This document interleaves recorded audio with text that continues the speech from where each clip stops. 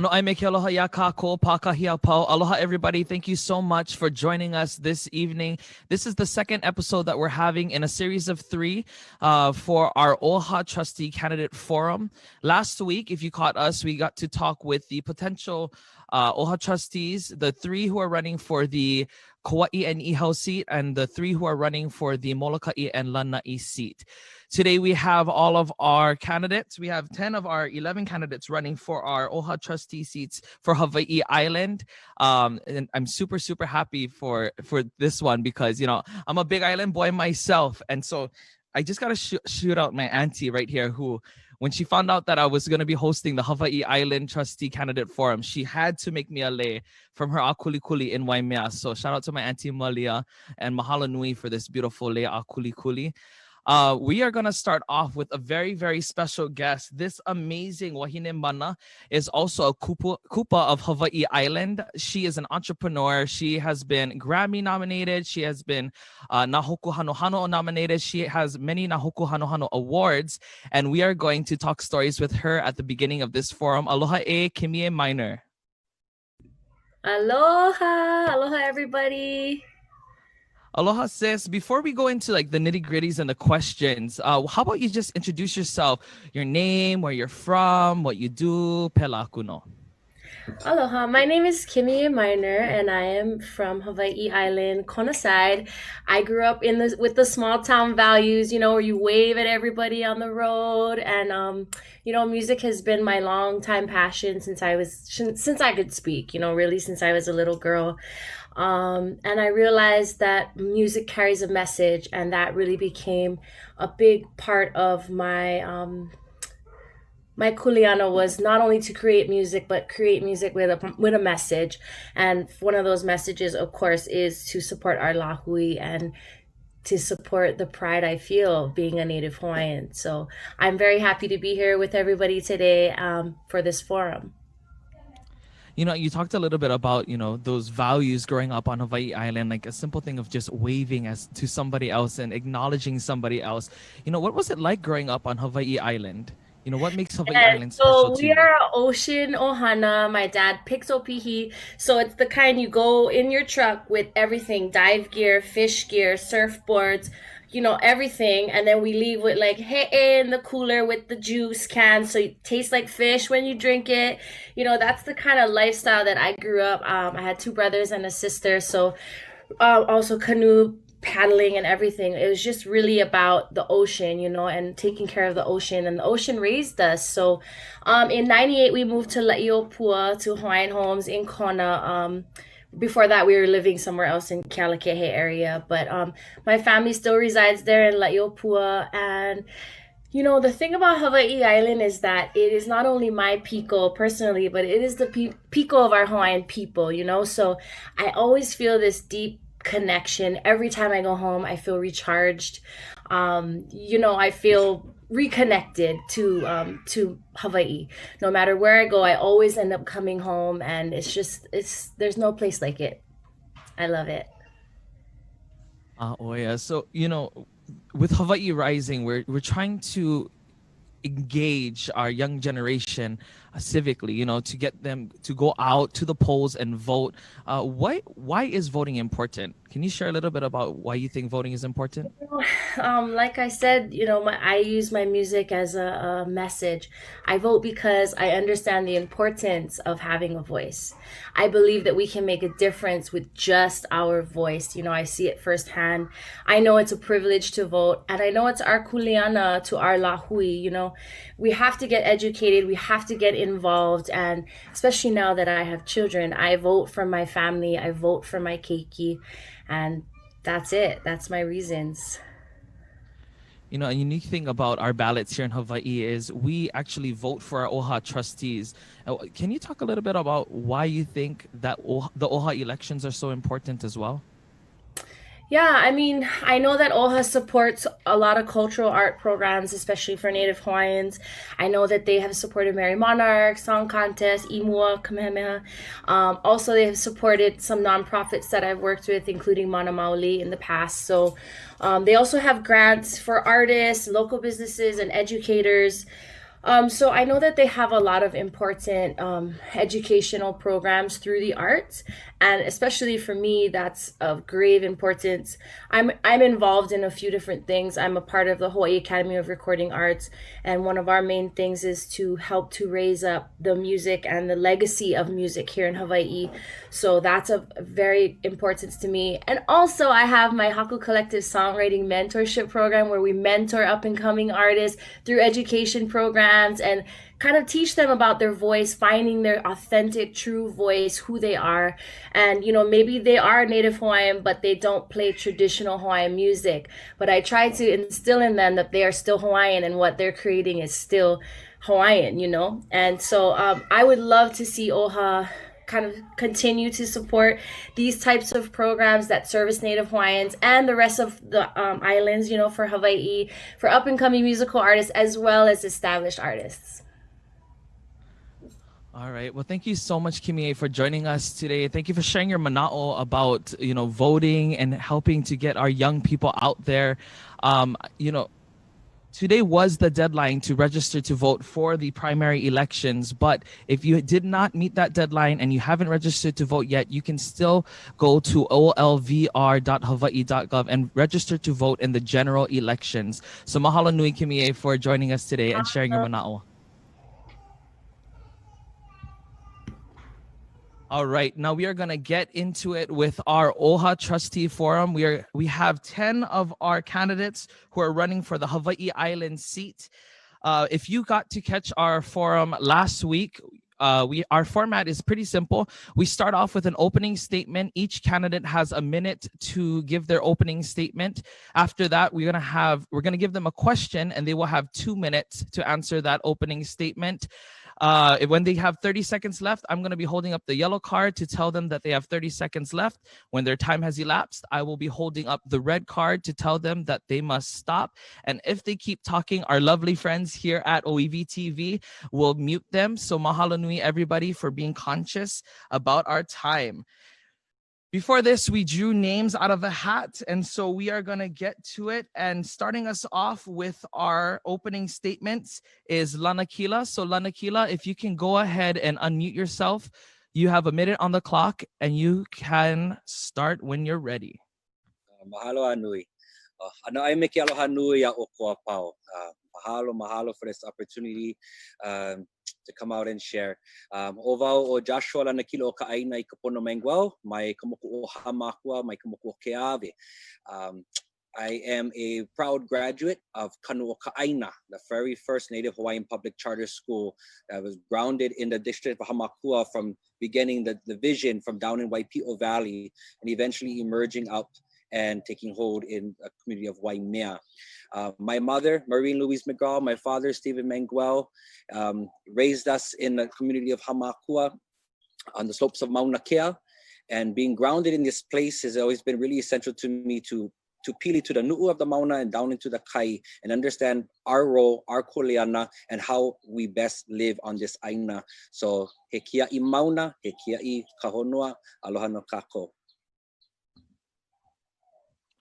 All right, mahalo. Next up, we have Louis Howe. Uncle Louis, if you can go ahead and unmute yourself. The floor is yours. You have a minute for your opening statement.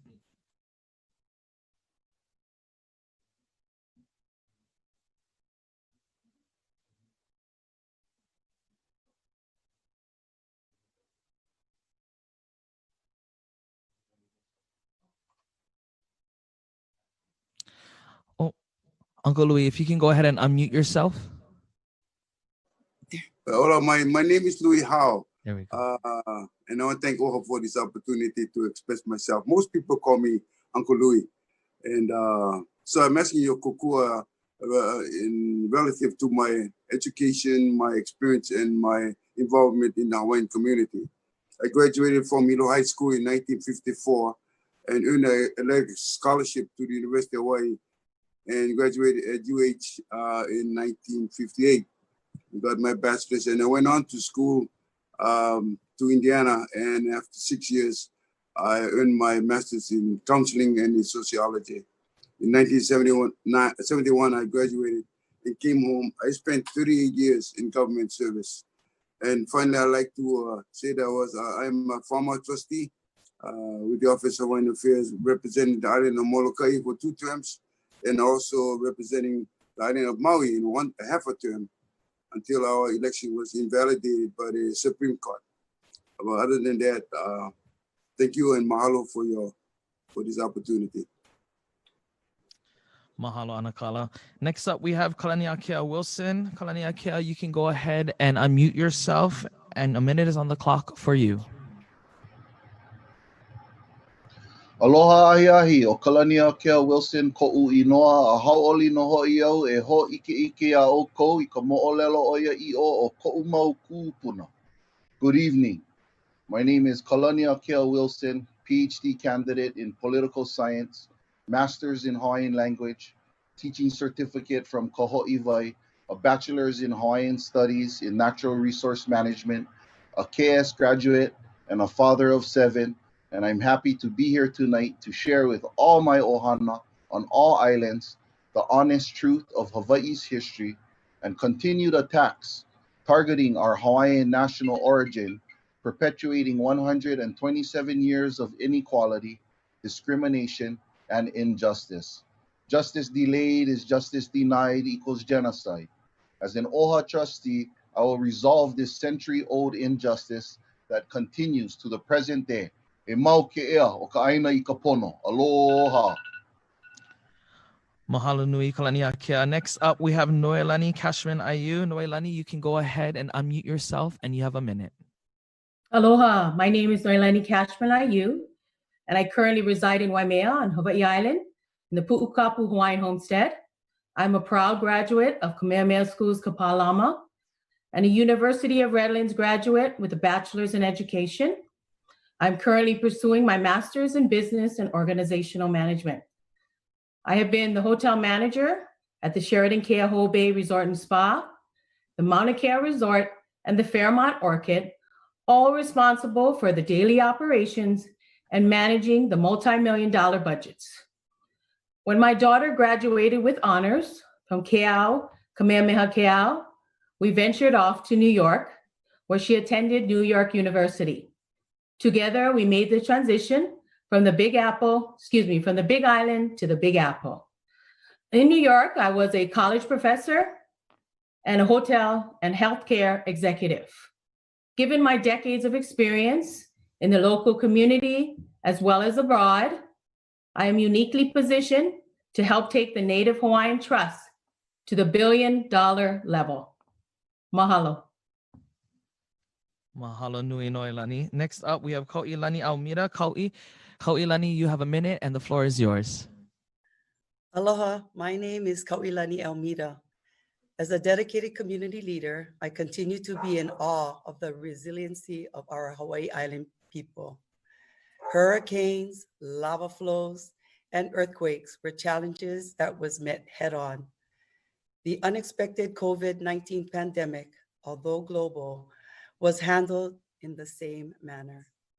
E nā po'e o ka moku o ke ave, continue to do your due diligence, wear your masks, practice social distancing, and limit social gatherings. This global pandemic is not gone. It also kills. E nā kanaka o ka lāhui, we cannot afford for another foreign disease to take another Hawaiian life. E makaala kākou, a malama I ke kahi, mahalo nui, mahalo nui, mahalo nui. Mahalo nui. Next up, we have Keola Lindsey. Keola, you have a minute on the clock, and you can unmute yourself. The floor is yours. Hello, my name is Keola Lindsey. I was raised in Waimea. I now live in Kauai. And, these are the lands that really impressed upon me the values I carry till today. Hard work, sacrifice, putting others before myself, humility and honesty. And these are the things that drive me every day. And my commitment to the people of Hawaii is that I will embrace that and move forward as a servant leader to the people of Hawaii. Tonight, we're going to talk about the needs of our people. We're diverse and we have many. And OHA has valuable resources to bring to those issues, but we cannot do it alone. We need to develop partnerships and build relationships with service providers and subject matter experts to develop and implement solutions. Mahalo. Mahalo nui, Keola. Next up, we have Auntie Lei. Auntie Lei, you have a minute for your opening statement. We're going to go ahead and unmute you, and you have 1 minute. Aloha kako. Tonight it's an honor to be here. Mahalo to OHA and ʻŌiwi TV for hosting this event, especially in lieu of this pandemic. My name is Lei Kihoi. I reside in Kailo Kona. My father, Herbert Kihoi, hails from the north, Waimea from the Purdy line. My mother, Sarah Pu'o Davis, from the south, Onamalino from the High Chief Pu'o Heva line. I stand here before you because I am a beneficiary of the Queen of the Kalani Trust, the Queen who has stood by me emotionally, physically, intellectually, and financially to be the person I am today. I honor her as my Queen Mother, and I honor her legacy. Mahalo nui, Auntie Lei. Next up, we have Laura. Laura, you have a minute on the clock for your opening statement. Go ahead and unmute yourself, and the floor is yours. Aloha mai kako. I'm Laura, lahi DeSoto-McCollough, and I'm running for the Office of Hawaiian Affairs Hawaiʻi Island Trustee.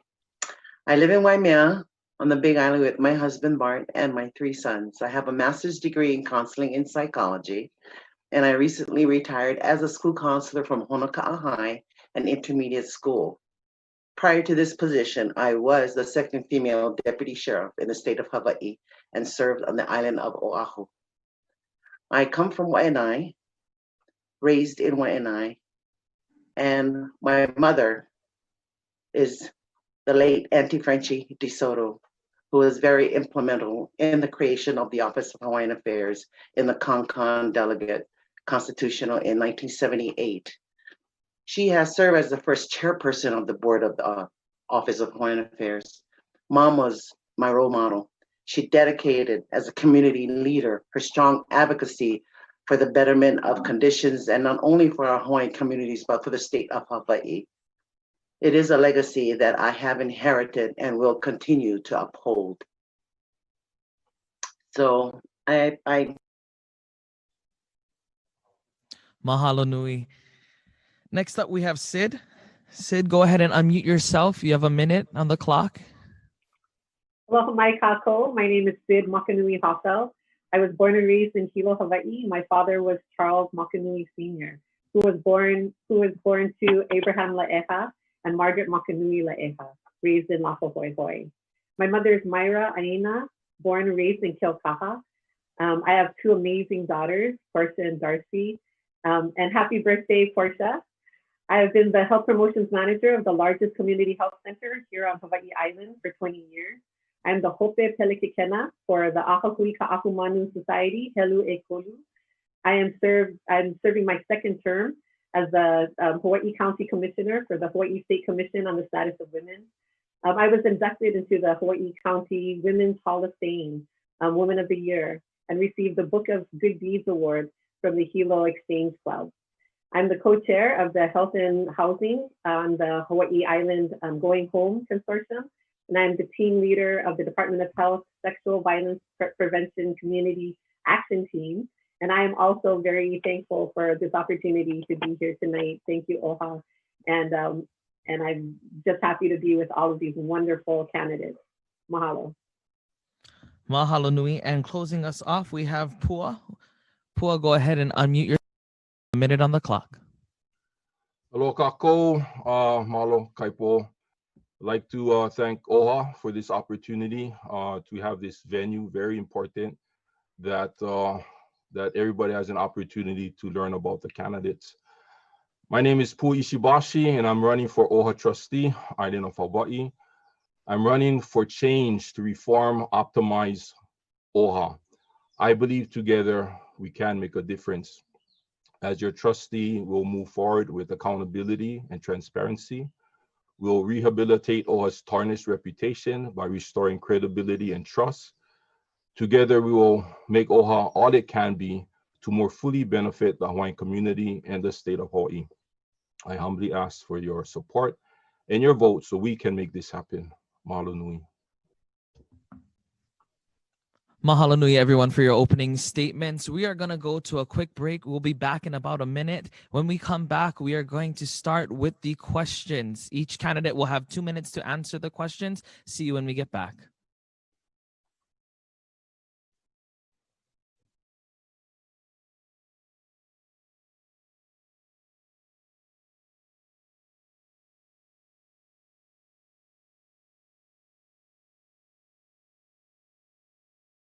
Heard you have a new process of voting this year. I don't vote, bro. It's so easy.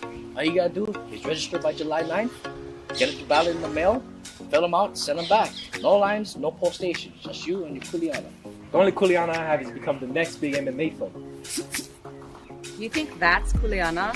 McFarland? Whoa, it's our kuleana, our right and responsibility. Before you represent Hawaii in the cage, make sure you represent your people with your ballot.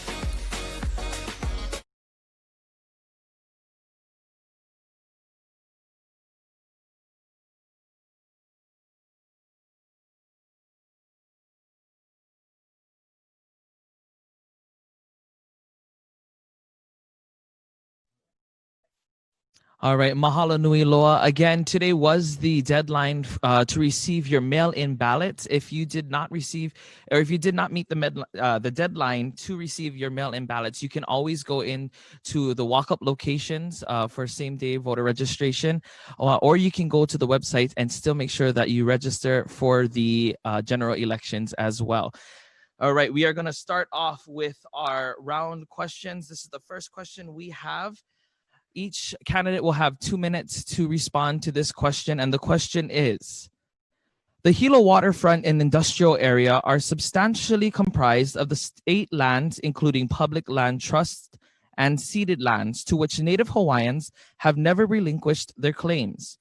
Many of these lands have been leased for decades to hotels and other companies that are now seeking to extend their leases for up to 4 more decades. Do you support the extension of these leases for an additional generation or more? What role should OHA play on the matter of continuation of such leases? For round one, starting us off, we have Uncle Louie. Uncle Louie, go ahead and take yourself off mute. You have 2 minutes on the clock. Okay, thank you very much for the question. Well, that's a question that needs to be evaluated on a case-by-case basis. Remember now, some of these people that were leasing these lands goes way back, and they've been there a long, long time. And of course, we have new businesses that have come in, like Walmart and like new hotels. So it's based on highest and best use when you look at those who are in leasing the land now.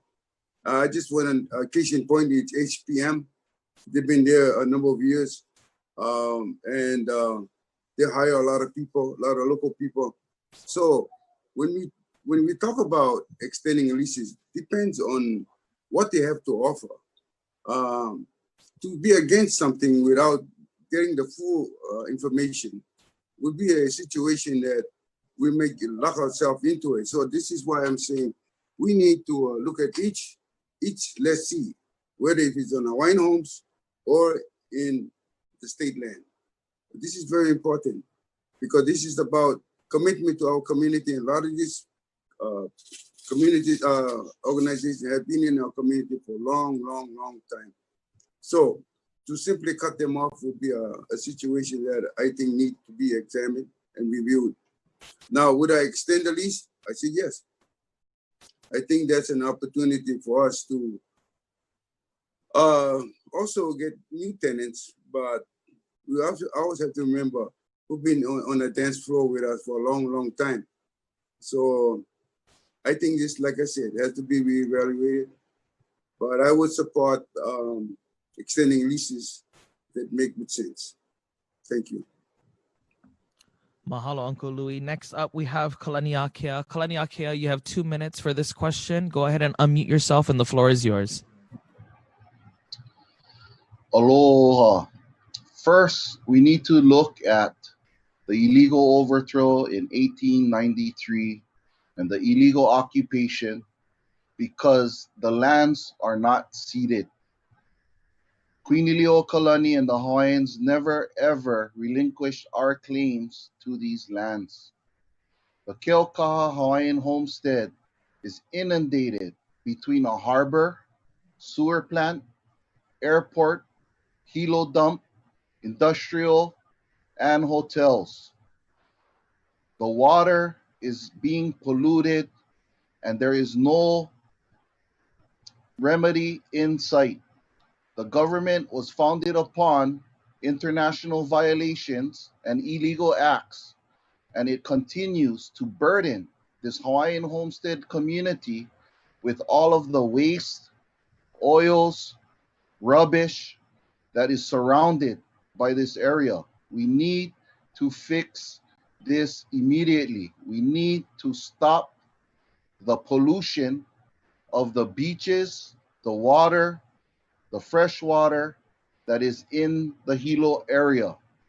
I support looking at each lease with the forensic audit to ensure that future generations will receive the lion's share that is due to the Hawaiian community that not only lives in Keokaha, but in the surrounding area.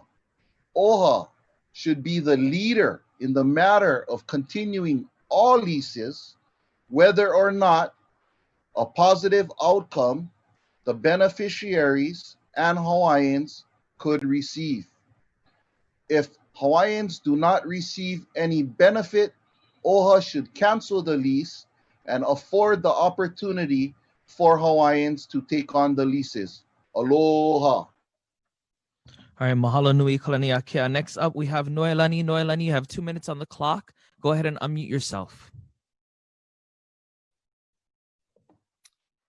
I'm not aware of any leases on Banyan Drive that are up for, but I'll have to take a deeper look into that. With that being said, the state of Hawaii's continued practice of leases on our land for anything other than market value is absolutely unacceptable.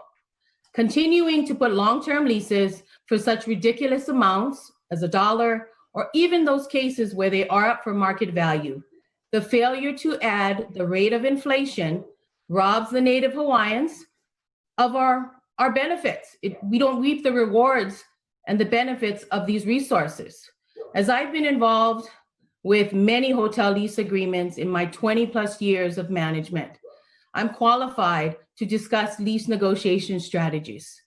This will be helpful when OHA sits down with the state of Hawaii to discuss the public land trust and the ceded land trust when they come up for lease negotiations. Mahalo nui. Next up, we have Kauilani to share her mana'o. You have 2 minutes. Go ahead and unmute yourself, Kauilani. If the Native Hawaiian community determines that these lands can be better utilized to service Native Hawaiians, then these leases should not be renewed. But for those leases that will be renewed, I agree with Laura. They should be done, negotiated for the best interest of the Native Hawaiians. They should also have a requirement to provide a community benefits contribution to the community that is impacted. This should include job training and employment opportunities, which include management positions. How do I know this will work? Because we already have done it in Panaeva. We negotiated a deal with Waikea Center, Inc. to provide $100,000 a year community benefits package worth over $6 million. That included job training. Along with our efforts to secure 14 acres of land from DHHL, we conceived of a plan to build a health and wellness center known as Kamoleao. This model can be copied by other communities to bring benefits to their people derived from income generated by private business on ceded and trust lands. Mahalo nui, Kauilani. Next up, we have Keola. Keola, you have 2 minutes on the clock. Go ahead and unmute yourself and start when you're ready. Mahalo. You know, the requirement to provide Hawaiians with revenue from the use of lands like these in Hilo Bayfront is a law, right? That was created and said this shall happen. And through time, you know, there's been court cases and decisions, and we end up here today with Hawaiians receiving just a small fraction of what's rightfully owed to us. And the unfortunate reality when we look at lands like Bayfront is that everybody gets caught up in it, except those that make the decision not to follow through on justice, right? The developers, the people that work there, they had nothing to do with the injustice. The Native Hawaiians who are owed this had nothing to do with it.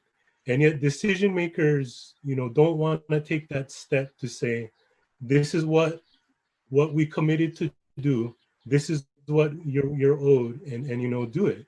The numbers are all there. I mean, there's a body of research that talks about the numbers and the information.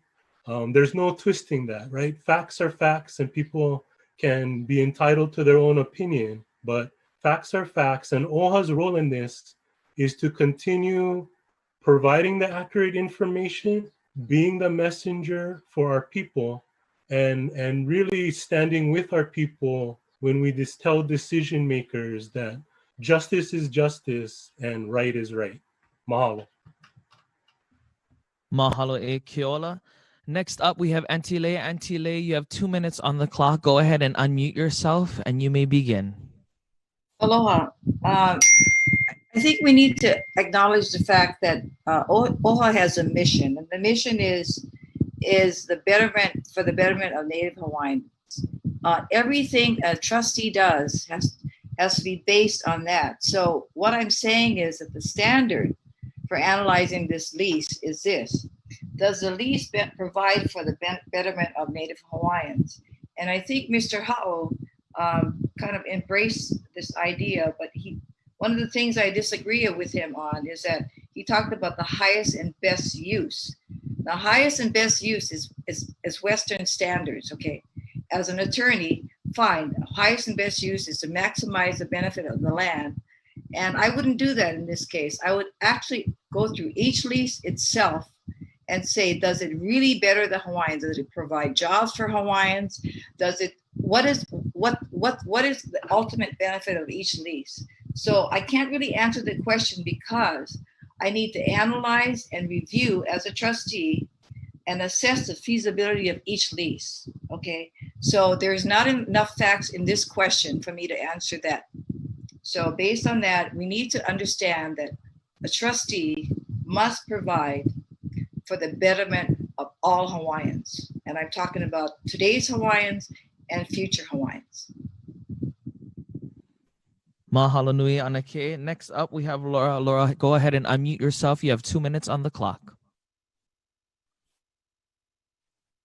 You know, there's a lot of issues that was talked about that I wanted to clarify and say, but pretty much it's been said with everybody here. But what is the people's mana'o on this matter?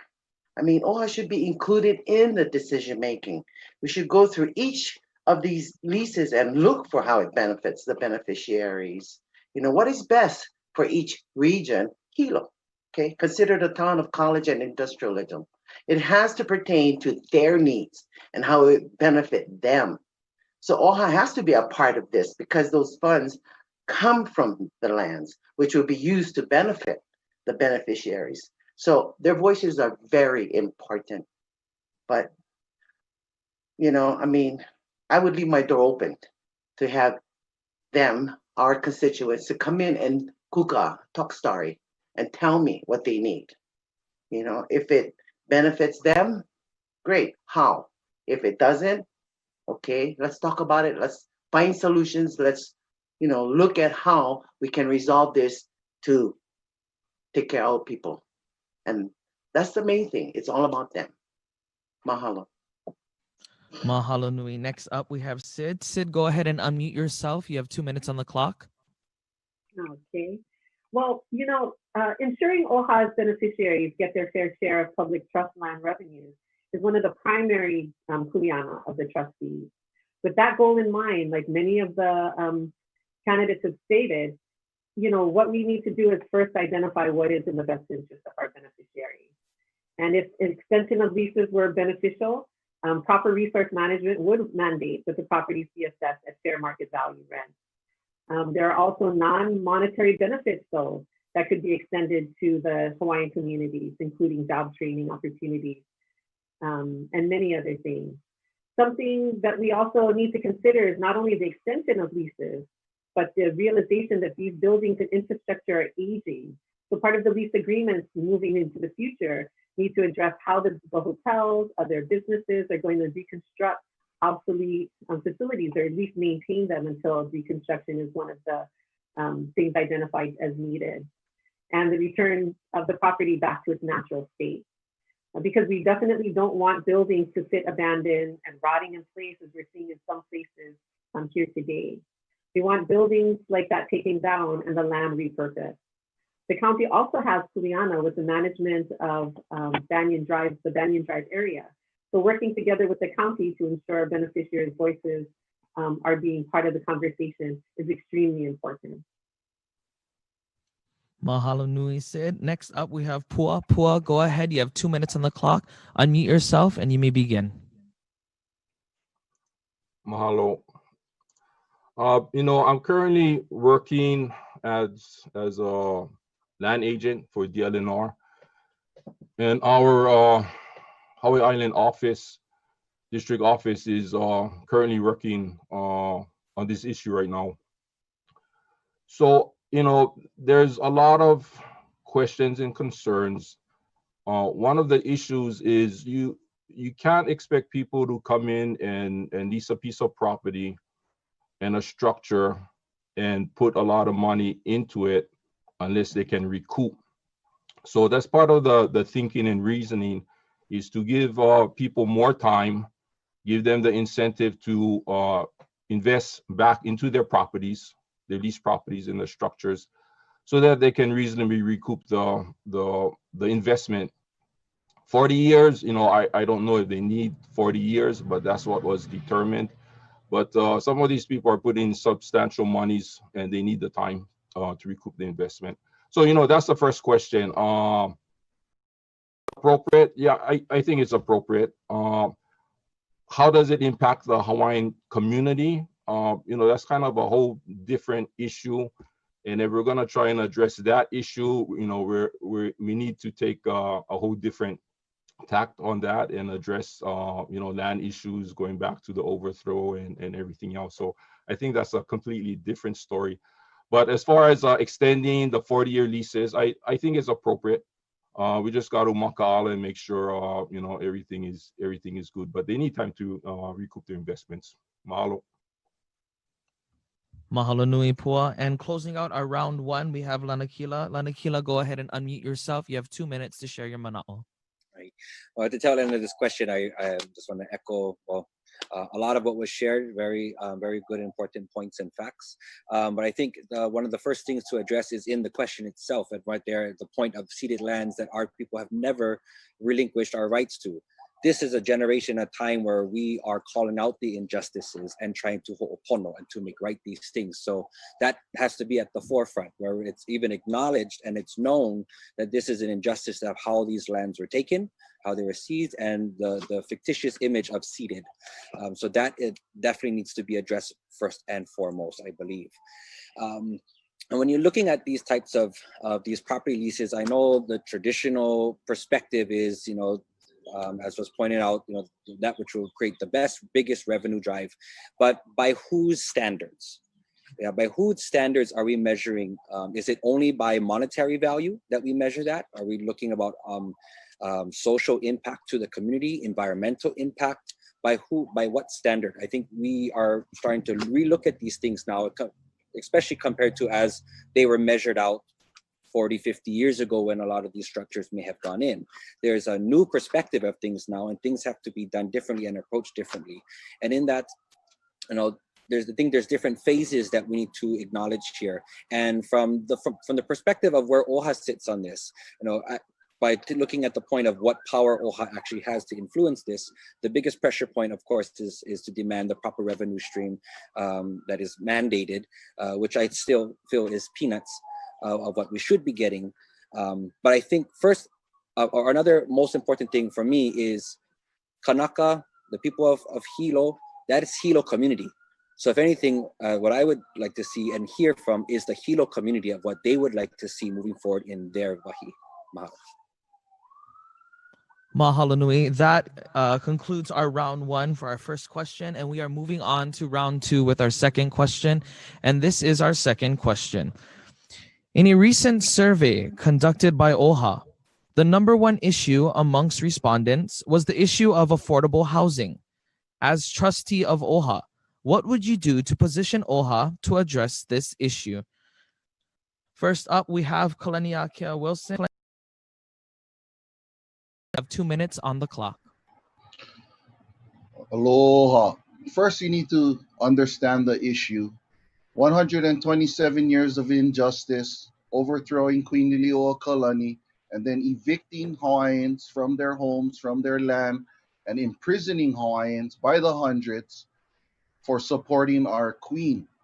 That begins the mass exodus and eviction of our Hawaiian people. So when you understand that, then you're going to understand Prince Kuhio's legacy of the 1920 Hawaiian Homes Commission Act to rectify this problem that happened in 1893, which is the rehabilitation of the Hawaiian people. But what you see in 1960, when the state of Hawaii creates the Department of Hawaiian Homelands, is an effort to obstruct Hawaiians from going back and living on the land and accessing the 1920 Congressional Federal Act, the Hawaiian Homes Commission Act, to live on the land. So when the state of Hawaii and the Department of Hawaiian Homelands continues to obstruct, deny, evict Hawaiians who want to access their rehabilitation, that is the problem. The Department of Hawaiian Homelands is the problem. Once we remove them, we can move 40,000 Hawaiian families that's on the list on the land. But don't forget, candidates, we need to address the 1893 injustice, and that is the priority. Because when we fix the injustice of 1893, we can then fix all of the other ailments that Hawaiians suffer from. But in this case, OHA should fire the Department of Hawaiian Homelands because the Supreme Court just ruled 5-0, and OHA should take over the Hawaiian Homelands and put 40,000 Hawaiians on the list on the land immediately. Aloha. Mahalo nui. Up next, we have Noelani. Noelani, go ahead and unmute yourself. You have 2 minutes for your mana'o. Well, if it was up to me, OHA would be qualified and make sure that every qualified Native Hawaiian would get Hawaiian homestead. However, as defined in the Hawaiian Homes Commission Act of 1920, the Department of Hawaiian Homelands is the organization that manages the homestead. Although OHA does not have any jurisdiction on the Hawaiian homelands, they do have access to $1 million trust, and they should be able to provide financial assistance to Hawaiian homestead beneficiaries. With my extensive background, I will help ensure that the Native Hawaiian Trust is restructured to combine OHA's land and financial assets into a single endowment.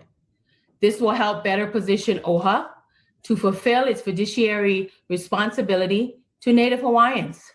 It is 2020, and it's time for our Native Hawaiian organizations to work together to ensure that Native Hawaiians have a place to call home on our lands.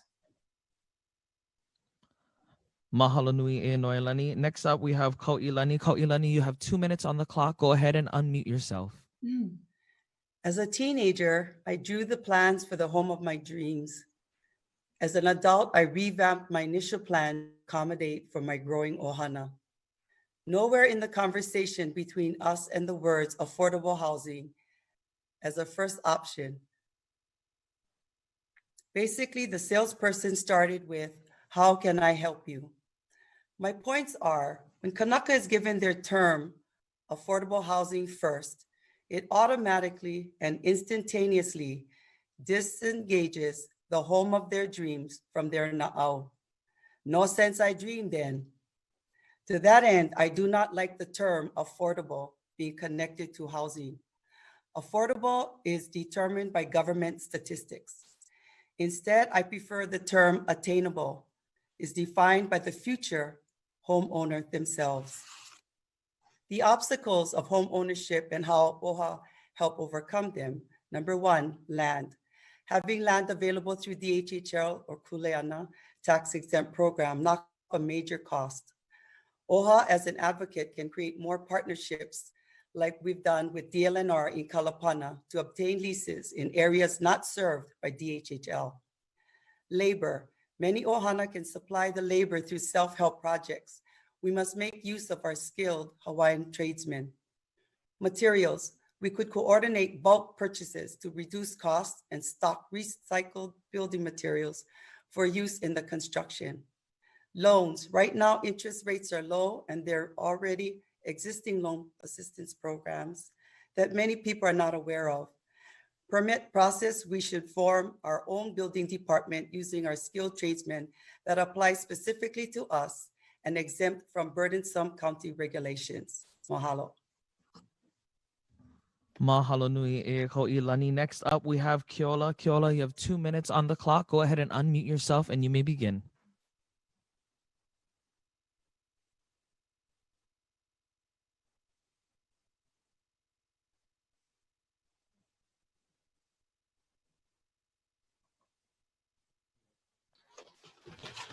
You know, OHA's work to address education, health, and employment issues, you know, are contributing factors to our people achieving the dream of home ownership. You know, the idea of having employment, you know, in our choice of field, and a stable, you know, job to be able to afford the financing of a home. Our homes should be close to where we work, so we're not commuting for hours and spending quality time away from our families. OHA needs to start continue programs that teach our kids the importance of good credit, starting savings, budgeting, learning the mortgage process so they're prepared when these kind of opportunities come up. You know, I'll be honest and say, you know, I wasn't prepared for these kind of things till I was in my early 30s, mid 30s, and nowadays that's way too late.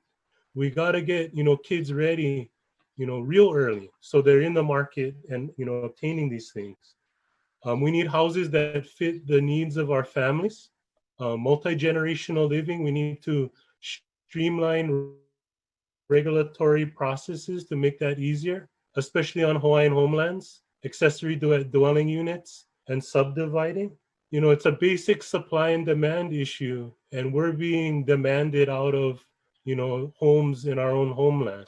At a high level, there's the idea of vacation rentals and, you know, homes sitting empty instead of going into the rental market. And OHA's been involved with that, you know, and it's not an issue of people not coming here, but if you want a home in our community, be a part of that community. The Kauai County Council is involved with this issue this week, and I've been following that, and they've been coming up with some very interesting approaches. You know, there's no answers, but OHA has to work together and develop solutions. Mahalo nui e Keola. Next up, we have Auntie Lei. Auntie Lei, you have 2 minutes to share mana'o. Go ahead and unmute yourself. Aloha.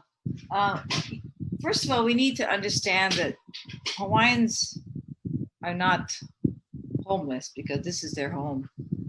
So it's very important that at least we give them shelter and a place to be comfortable and to be safe. And so we need to address the need for housing among our people.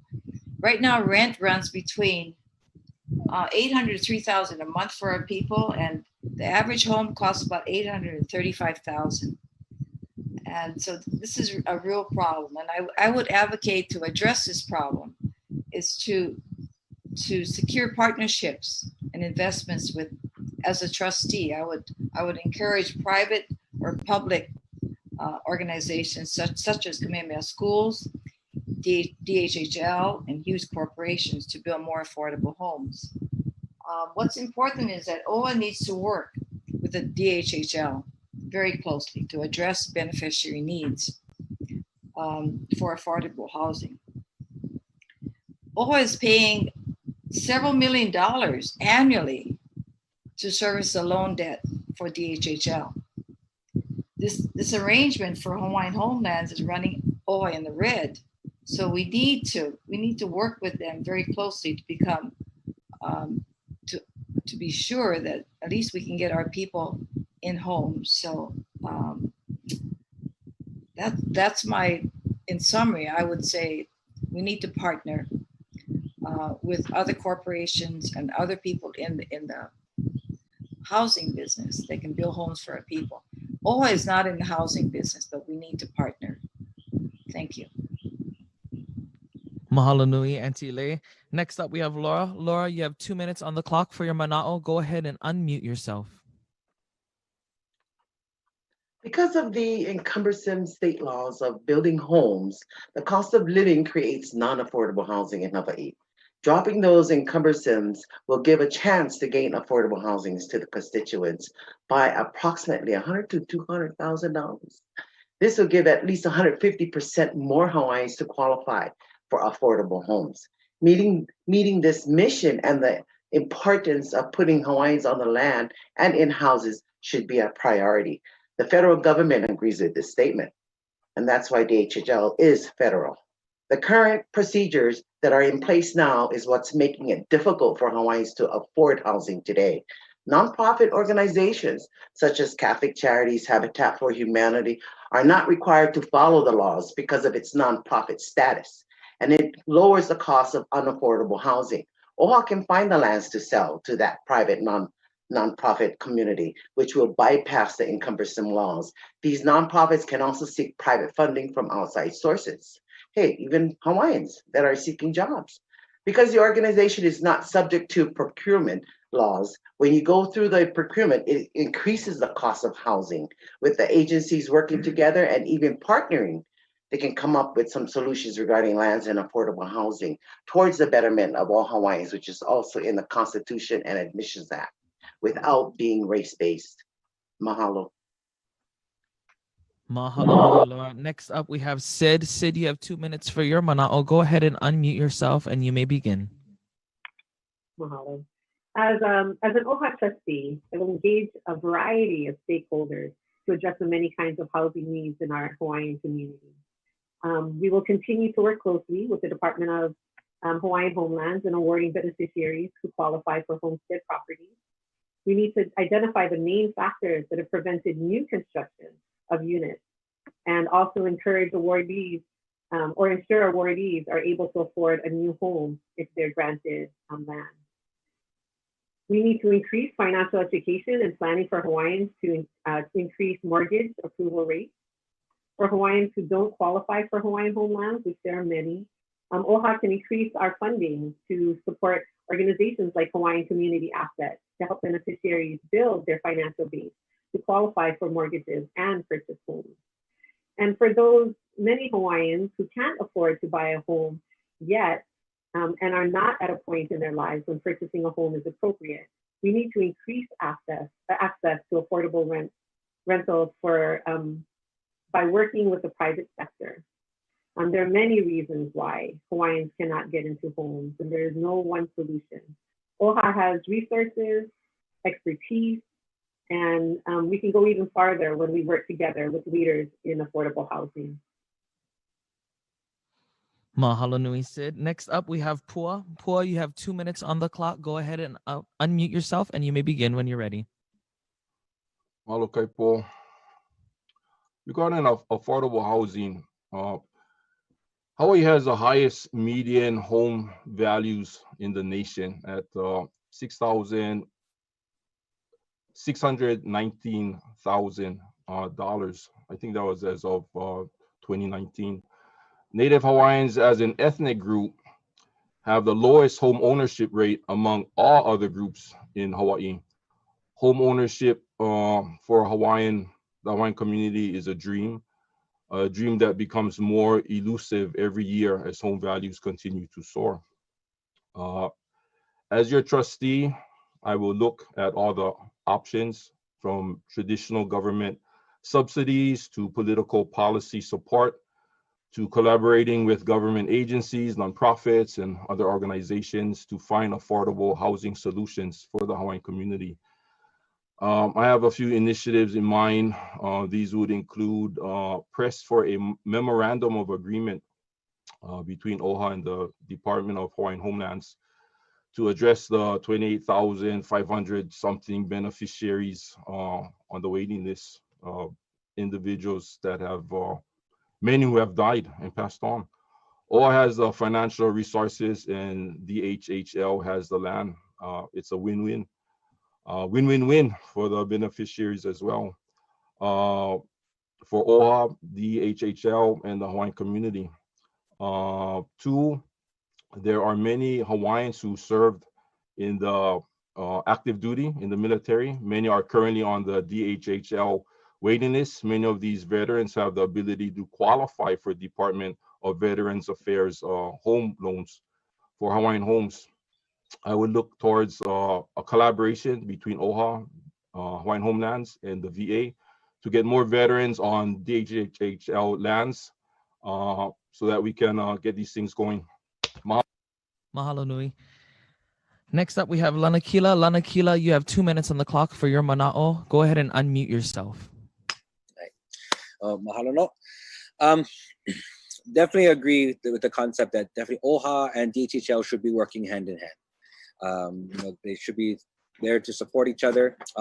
We have our assets that are mandated to be received, and in that I don't feel the DHHL should be taking any more money from the state, only locking it into any further debt. However, I think what's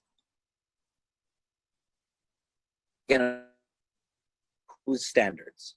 By whose standards, I recognize, we should be able to create our own building departments to set our own standards and building codes and such too, as it is very, very cumbersome. The ability for our Kanaka to be able to have access to AINA, I think one thing what I would do is OHA, part of our kuleana as looking out for the well-being of beneficiaries is also to hold accountable other agencies that are supposed to be serving Kanaka. So in this DHHL, OHA should be on them. Why is this process taking so long? It has been inexcusable all these years. And as far as partnerships go to help to get more access and funds to help support Kanaka, I want to be straightforward that it's quite hila. When we really look at all of the trusts that are all of our ali'i trusts, we're talking about hundreds of thousands of acres and billions of dollars. If there is one Kanaka, if there's one child that does not have a safe place to lay their head at night, does not have food in their belly, we have failed. What good is a trust that has hundreds of millions of dollars and a big old portfolio, and yet when you look at the kuleana, the beneficiaries are still suffering? Why gain more money if you're not doing the kuleana of distributing that properly? I think that we really need to relook at this and pull all these trusts together and get our people serviced. Mahalo nui, Lanakila. Next up, we have Uncle Louie. Uncle Louie, go ahead and unmute yourself, and you may begin. Thank you. It's a good question. I served for 6 years as district manager for the Department of Hawaiian Homes in East Hawaii. And I know that there are 30,000 people on the waiting list. After 100 years, it will be 100 years, we've only put 10,000 Hawaiians on the land. Do Hawaiian homes need help? Of course.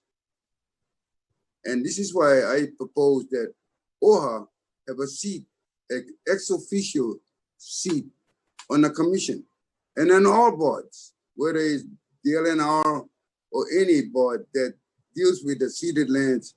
Because we remember now we get 20% interest. We should be in all these different boards, even if not a regular board member, but an ex officio, so that we can be there to express the needs, not only OHA, but Hawaiian homes.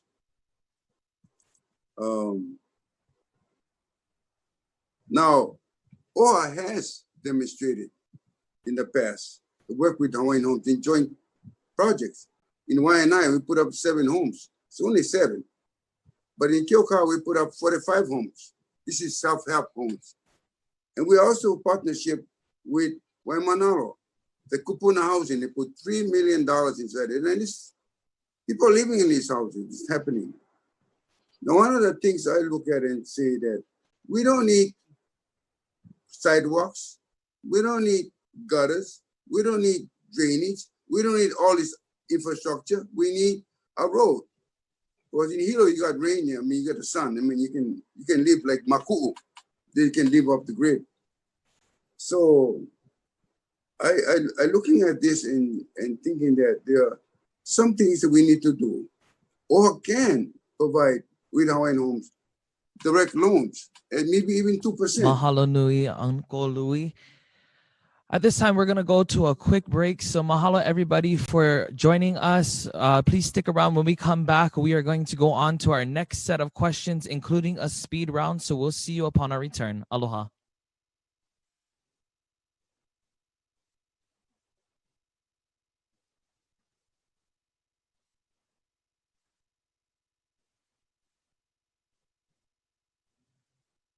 Heard you have a new process of voting this year.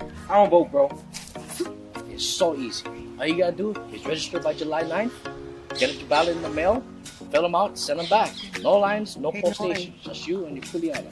The only kuleana I have has become the next big MMA fight. Sorry, I got your name wrong. You think that's kuleana? Turn on the light behind it's you. our kuleana, our right and responsibility. Before you represent Hawaii in the cage, make sure you represent your people with your ballot.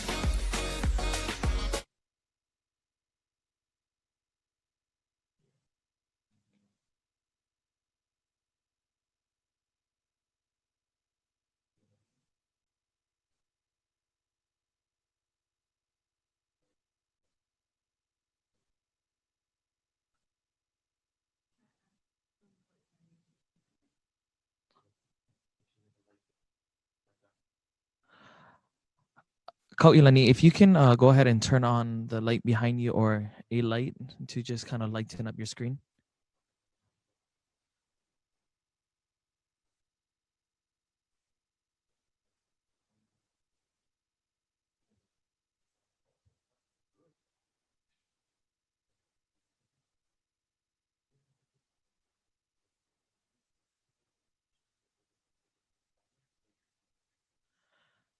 So Antile, when you answer your question, go ahead and sit a little bit back from your camera so we can see your face still yet when you answer the question, please.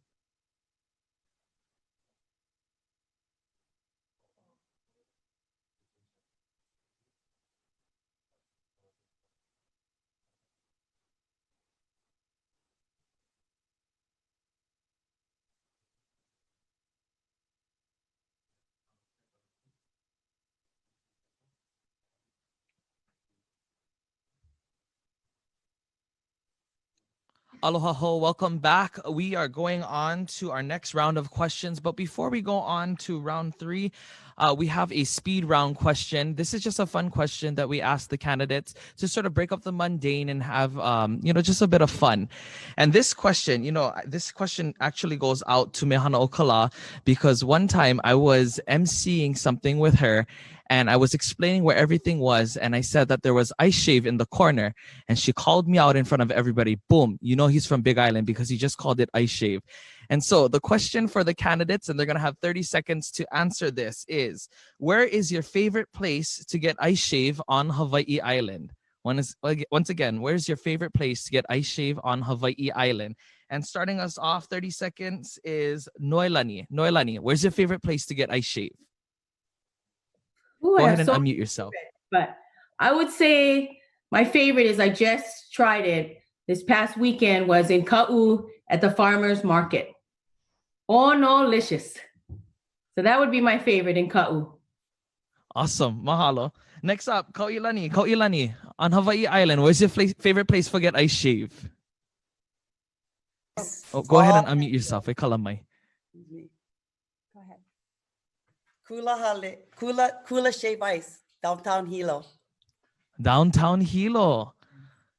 Nice. All right, Keola. What about you, Keola? Where's your favorite place for get ice shave? A Nui Nui ice cream in Kauai. There's not too much That is in my Kauai. favorite place too. You cannot miss it, but you gotta eat them fast because the bug are going to melt because it's hot. Yeah. That's my favorite too. They have the best lihimui ice shave. I kid you not. All right, mahalo Keola. Next up, Auntie Lei. Auntie Lei, where's your favorite place for get ice shave? You go ahead and unmute yourself. Aloha Shave Ice. My cousin Nakoa Nelson owns it in Kona. It's the best. All natural flavors. Lili koi, mango. He grinds it from scratch. Aloha Shave Ice. Awesome. Mahalo.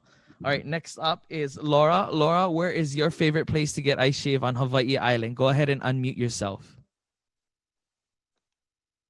Auntie Lei just said it in Kona, and Keola said it down Kauai High. And I mean, I don't eat much shave ice, but because it tastes good, both sides. Awesome, mahalo. All right, next up is Cyd. Cyd, for you, where's your favorite place to get ice shave on Hawaiʻi Island? Well, I'm happy that you corrected it to ice shave. And so before it was Isu's. Isu's was really awesome. But since they closed, it's Wilson's. They have the best ice shave. Nice. All right, mahalo. Next up is Pua. Pua, where's your favorite place for get ice shave on Hawaiʻi Island? Well, I must say I'm somewhat of an ice shave expert. And you can tell on True Local they can eat one jumbo and not spill any on their rubber slippers and feet. My favorite was Itsu's, then went to Wilson's, and now it's the place behind Kai Store by KTA Shopping Center, Kai Store. I don't know the name of it, but excellent shave ice. Awesome. Mahalo.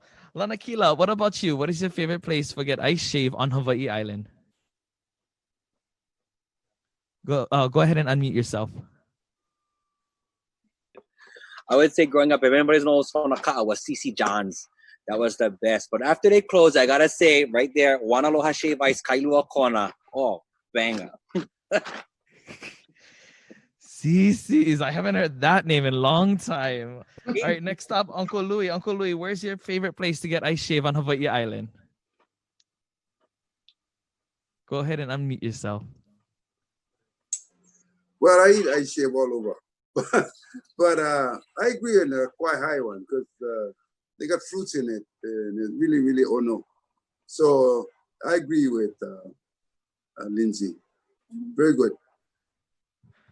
All right, and lastly, Kalaniakea, where is your favorite place for get ice shave on Hawaiʻi Island? Go ahead and unmute yourself.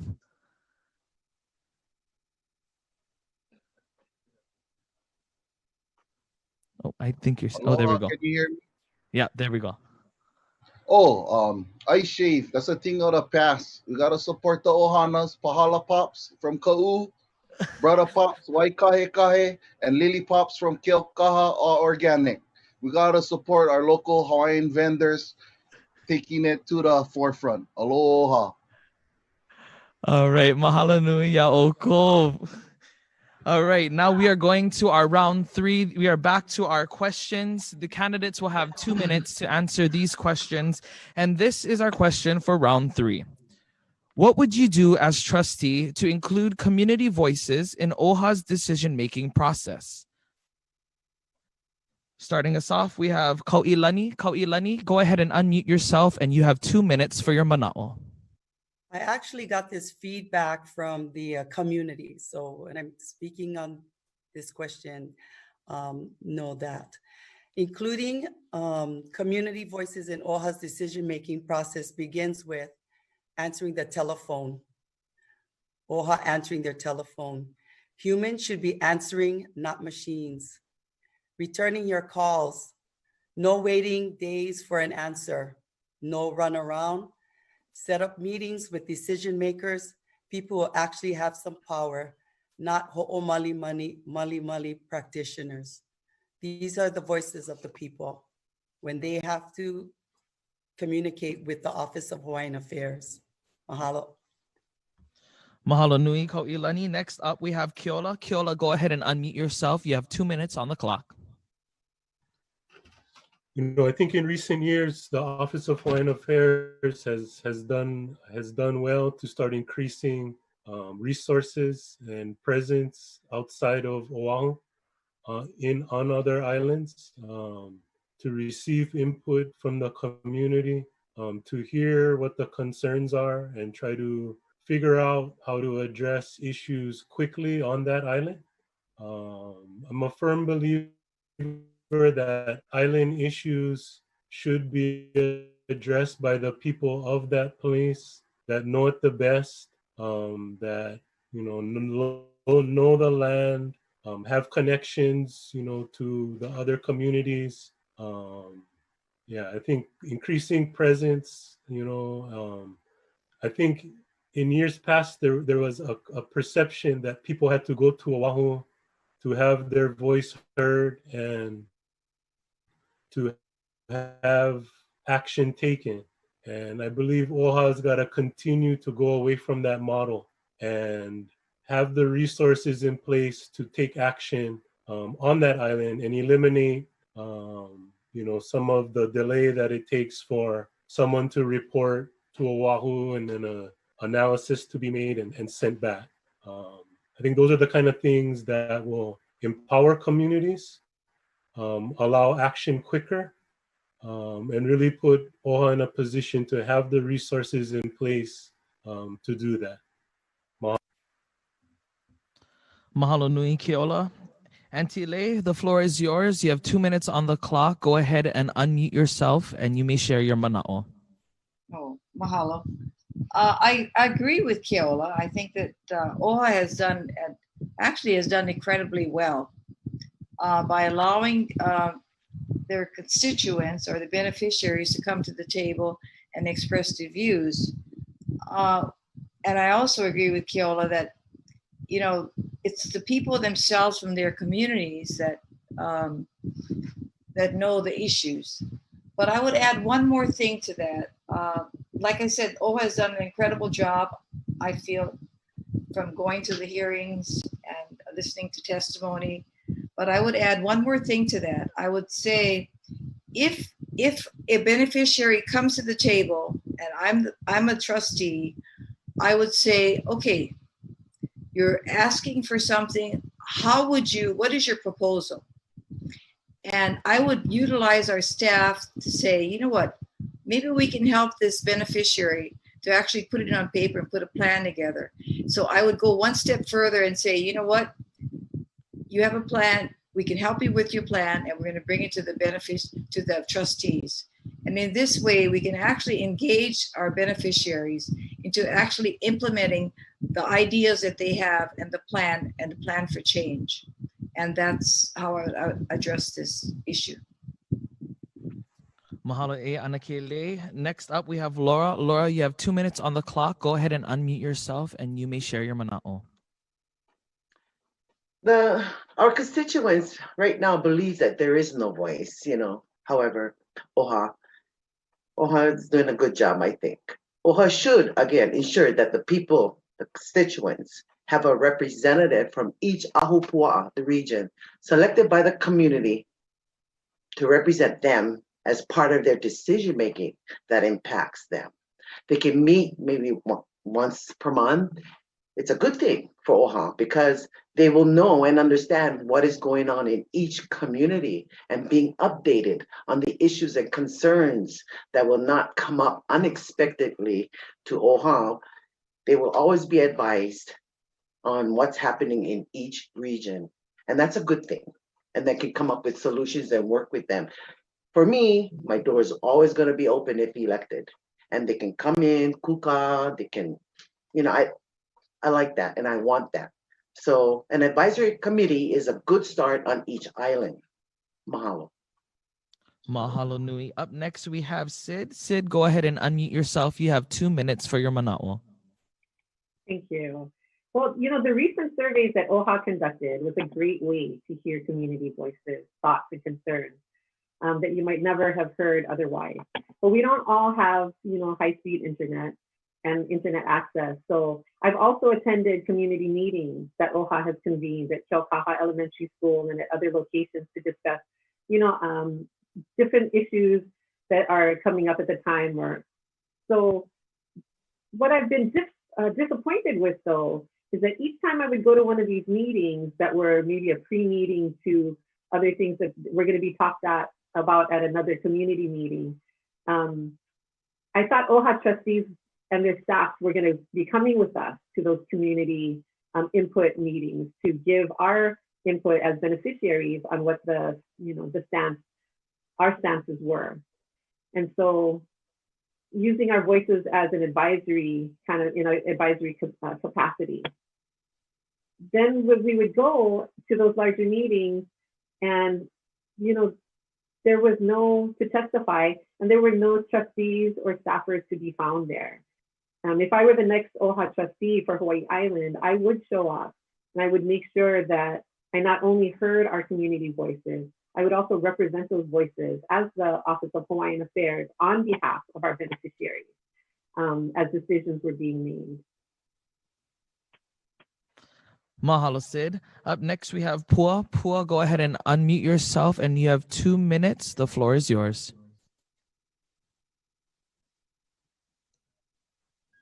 Mahalo, Kaipo. I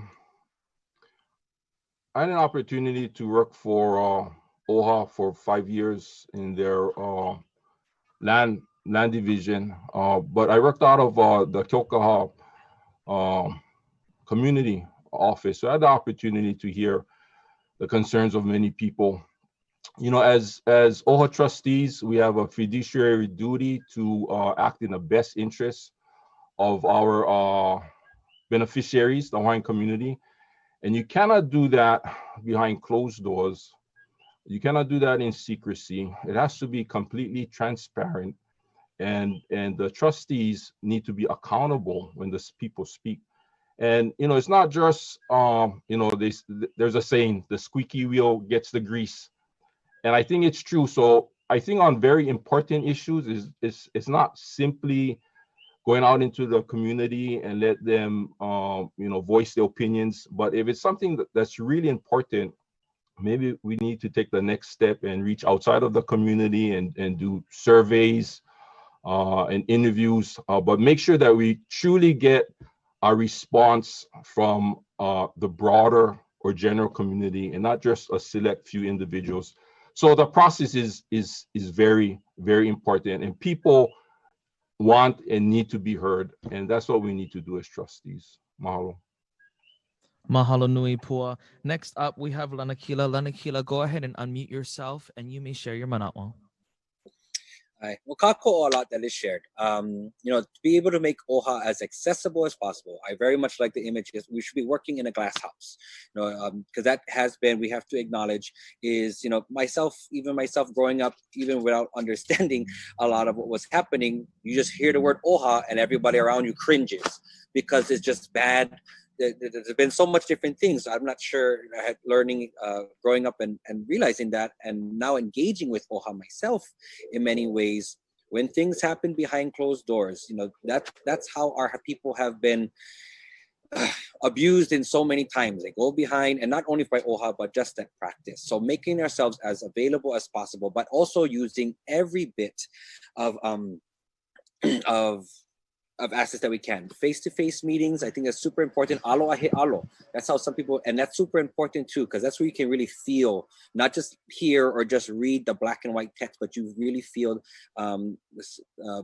what the community has to share, but also use the tools available to us of social media in a safe way, and all of the technology. You know, I'm working with an organization right now, Aina Aloha initiatives, and there's ways that we're putting out information out there, and there's great software such as this one that basically you can share it right there, and everyone has the ability to share their mana'o real quick in a good way.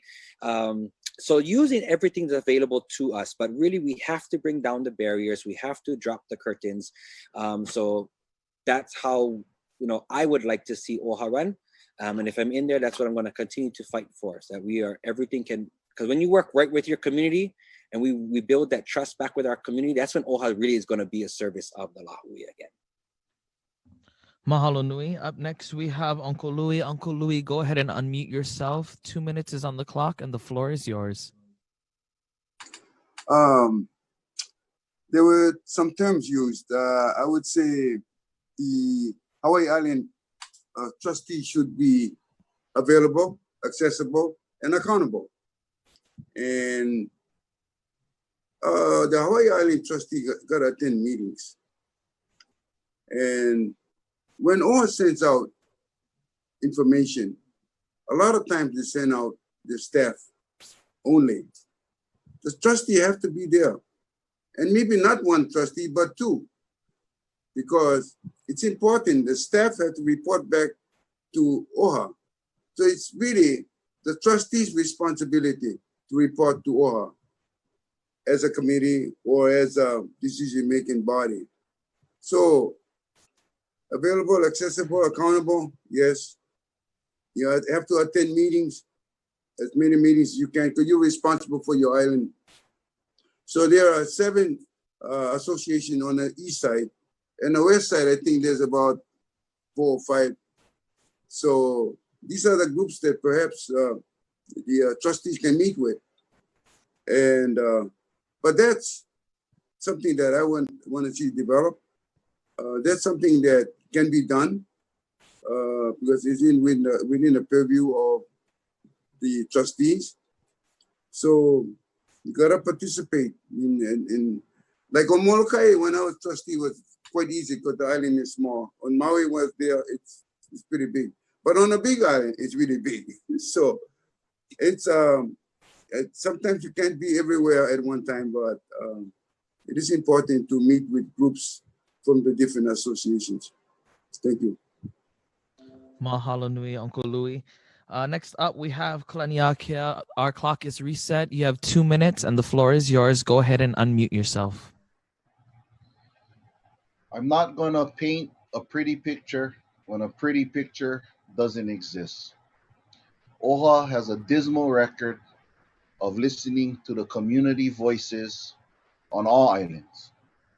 We said no to federal recognition, but yet Kana'i Olavalu, Kauinoa, Kana'i Aupuni was sponsored by the Office of Hawaiian Affairs. 3 strikes, you're out. We gotta stop. What really concerns me is all of the candidates that want to be the leader are ignoring the largest petition ever created by our people in 1897, the Palapala Ku'e, saying no annexation to the United States of America. It concerns me that leaders cannot even voice the truth, cannot even voice the honesty of our ancestors that said no annexation, because that is the core origin of all of the issues that we face today. We need to be able to talk about it amongst our people. I've been attending Hawaiian Homes Commission meetings, Hawaiian Homestead Association meetings, Royal Order of Kamehameha meetings, Hawaiian Civic Club meetings, testifying on tons of issues that are crucial to Hawaiians at the county council, at the state level. We need to listen to the people and respond to their requests, not ignore them. We need to create weekly online polls on hot topics. If elected, I will go live during work so the community can be involved in the conversations and have input and comment. As a teacher, we created the Kino process that the Aha Aloha Aina took across all of the islands to New York and back, out of Kalapana. Mahalo, Uncle Robert. Aloha. All right, mahalo nui. And closing us out for this round, we have Noelani. Noelani, go ahead and unmute yourself, and you have 2 minutes. As your next Hawaiʻi Island OHA trustee, I am committed to having community meetings across the island at least once a month. After speaking with Hawaiʻi Island trustee Uncle Bob Lindsey, I understand the importance of community relationships. While I am committed to the community meetings, I also will have an open door policy in both our Kona and Hilo offices. If our beneficiaries cannot come to us in the office, I will make the effort to make sure that our office comes to them. Mahalo nui, and that concludes that round. We are moving on to our next question, and this is our question for round 4. For years now, OHA has raised concerns regarding the mismanagement of Mauna Kea and the disappropriate weighting of observatory development over the protection of this sacred space and the natural and cultural resources and sites the Mauna hosts. Most recently, OHA filed a lawsuit against the state and UH, alleging ongoing breaches of their fiduciary obligations to properly steward Mauna Kea. Do you support these activities and actions by OHA? Please describe how you perceive OHA's role in regards to the management of Mauna Kea. And starting us off on this round is Keola. Keola, you have 2 minutes on the clock. Please unmute yourself, and the floor is yours.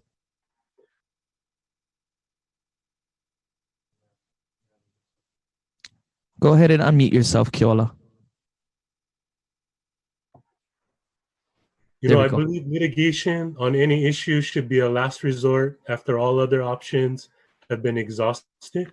The Mauna Kea lawsuit isn't OHA's first, litigation. We have a history across the islands of taking that step when needed.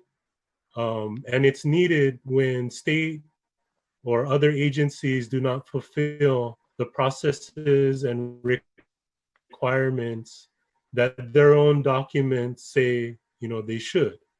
I believe after OHA's analysis of the management of Mauna Kea, that was the decision we made, and that's the step we took.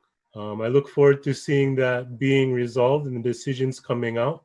In terms of what OHA's role in management is that we should be advocating for Native Hawaiian interests within that management structure and any other one. And when we get the opportunity to make sure the Native Hawaiian voice is meaningfully represented in Mauna Kea's management structure or any other one, we should. And we should then support the Native Hawaiian community in deciding who their representation in that management structure should be, and help those representatives determine what the decision-making structure of that management area should be. Mahalo. Mahalo, Keola. Next up, we have Antile. Antile, go ahead and unmute yourself. 2 minutes is on the clock for you. First of all, I guess the question is, do I support OHA's lawsuit? And my answer is yes. Mauna Kea is not properly managed, and I want to do a little bit historical analysis of this. Basically, in 1959, the ceded lands, 1.8 million, was stolen and given to the state of Hawaii to manage, in trusts for Native Hawaiians. So 20% of those revenues of those lands are to go to Hawaiians, and that included Mauna Kea. So the problem that I see with Mauna Kea is that when the state, what they did was lease this land to UH for $1 a year, $1 a year.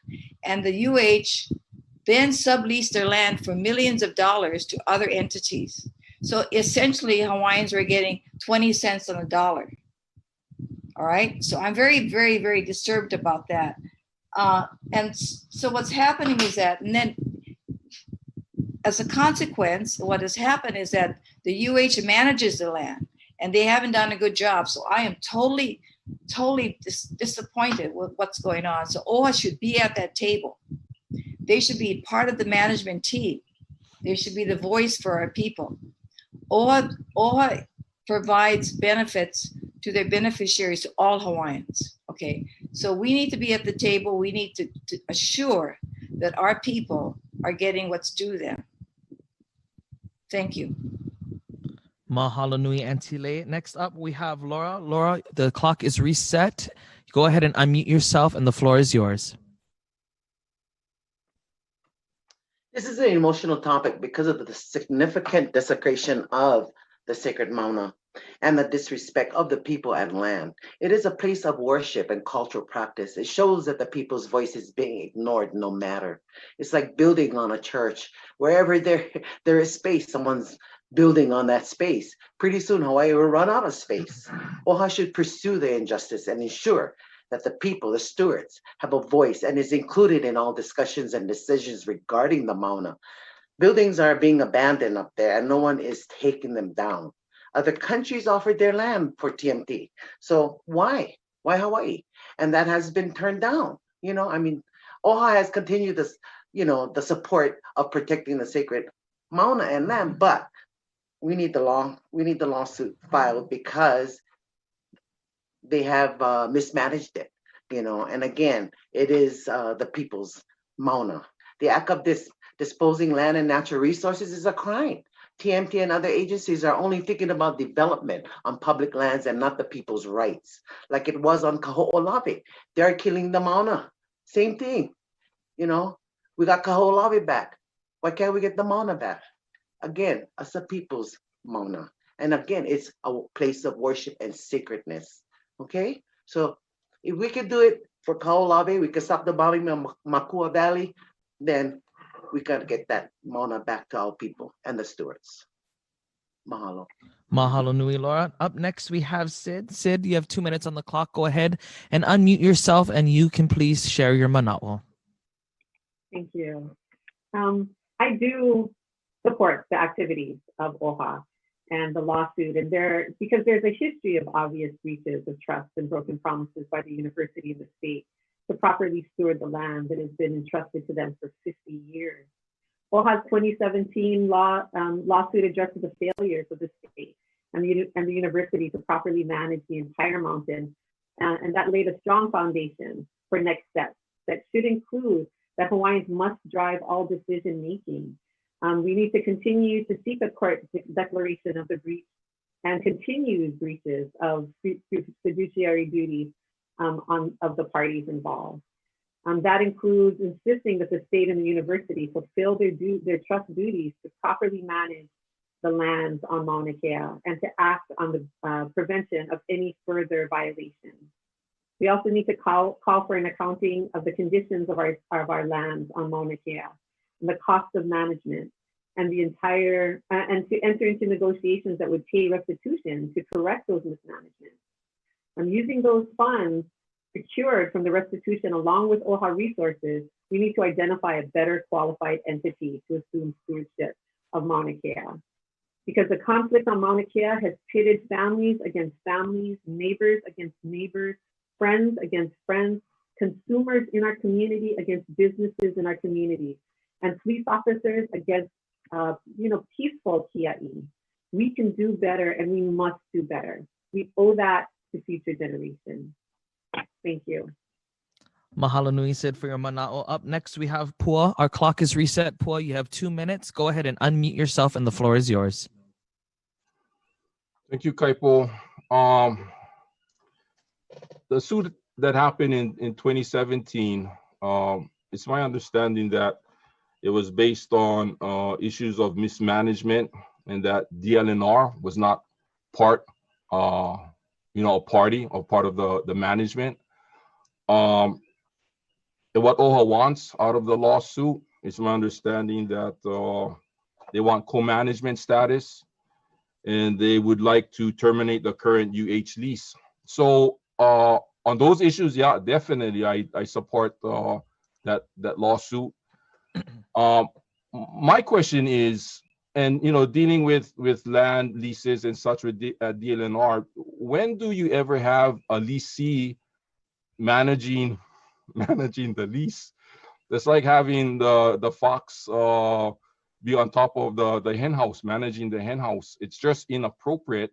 You can see the inappropriate of it. And when you have this mismanagement, it shouldn't be a surprise. So question 2, what do I think should happen moving forward? I think OHA should team up with DLNR, at least temporarily, because OHA is still fairly new to land management. And then as far as the UH, they should be a leasee. But the management should be between OHA and DLNR. And at some point, when OHA gains that capacity to manage totally and completely, then maybe DLNR should step out of the picture. But DLNR can be focusing on the lease aspects of it, and OHA can focus on the cultural and religious or faith aspects of it. Mahalo. Mahalo nui, Pua. Up next, we have Lanakila. Lanakila, you have 2 minutes on the clock. Go ahead and unmute yourself, and you may share your mana'o. Overall, yes, I do support this lawsuit brought up by OHA. Mahalo for that. But like much that is shared, I don't think it's quite covering everything. I just want to call out though that it was a great move to just call out the very plainly fact of the mismanagement of the mountain by the University of Hawaii and the state. DLNR, let's not deny that they have also been part of the neglect. Same goes for like the lawsuit for Pohakuloa. What was proven was that DLNR didn't do their kuleana to keep them in check. So in that case, here too, DLNR, the state should be calling out that the UH. So that finally came out in the audit, the history of neglect. But what we're still starting to see is now excuses being made to allow the university to continue neglect and try to mitigate ways. And so I think a very important thing that we need to be cognizant about is that there is still the push that they want to extend this lease with the university and possibly even release a big section of land, but keep the pico that we stand for. I know a lot of the discussions when it comes to where OHA stands in the management here, a lot of things are being looked at of what's the revenue, what's the kickback. But understand that we stood on that mountain not for kickbacks. We stood on that mountain to make sure that the mauna and that natural ecosystem and that wahipana, that wahikapu was protected. It is not quite an interest of many just to see what what revenue streams we can get. I know what a good revenue stream. There's a lot of money in telescope deconstruction. A declaration of this aina, which is supposed to be conservation lands. But again, it just draws to the question too, these are Hawaiian national lands. Like the idea, ceded lands, were they really ceded? So I think it still drives to the main conversation that still has to be had of who really has the right to these lands. Mahalo nui. Up next, we have Uncle Louie. Uncle Louie, you have 2 minutes on the clock. Go ahead and unmute yourself. Thank you. Yes, I would support OHA's lawsuit. In fact, I was a former trustee when that happened. We had hired Leila Hong, who was a lead attorney, and fighting the lawsuit of $1 million. I want to set that out. And I think number 2, the Office of Hawaiian Affairs has to have a seat at the table. And this is where leadership comes in. We're going to have to deal with the total issue. You have Hawaiian homes who have 56,000 acres on the slopes of Mauna Kea. They're part of the whole mountain. So OHA, TMT, Hawaiian Homes, and any other partnership should come together, because remember, our mandate is to better the conditions of the native Hawaiian. So we got to look at ways how we can, it's not all about money, it's about leveraging. You know, we need housing. We need economic development. You know, we need education. I understand they're giving millions of dollars towards education. But we need to continue that and be able to be at the table to negotiate all of these possibilities. It is available, it is before us. How we move forward is depending on how the trustees will look at the mountain. Yes, I say, if you have to file a lawsuit, you have to file a lawsuit. But before that happens, you have to access and try your best to bring all the parties together, because it impacts Hawaiian homes just as well. I want to thank you. Mahalo nui, Uncle Louie. Next up, we have Kalaniakea. Kalaniakea, we have reset our clock. You have 2 minutes. Go ahead and unmute yourself, and the floor is yours. Mahalo, Trustee Ahuna, for initiating the lawsuit of the mismanagement of Mauna Kea. Mahalo, Auntie Kihoi, for being honest and telling the truth that the state of Hawaii stole our lands. The Hawaiian Kingdom National Mountain, Mauna Kea, the origin of the Hawaiian race from Sky Father and Earth Mother, is being desecrated by the state of Hawaii since the first telescope was built.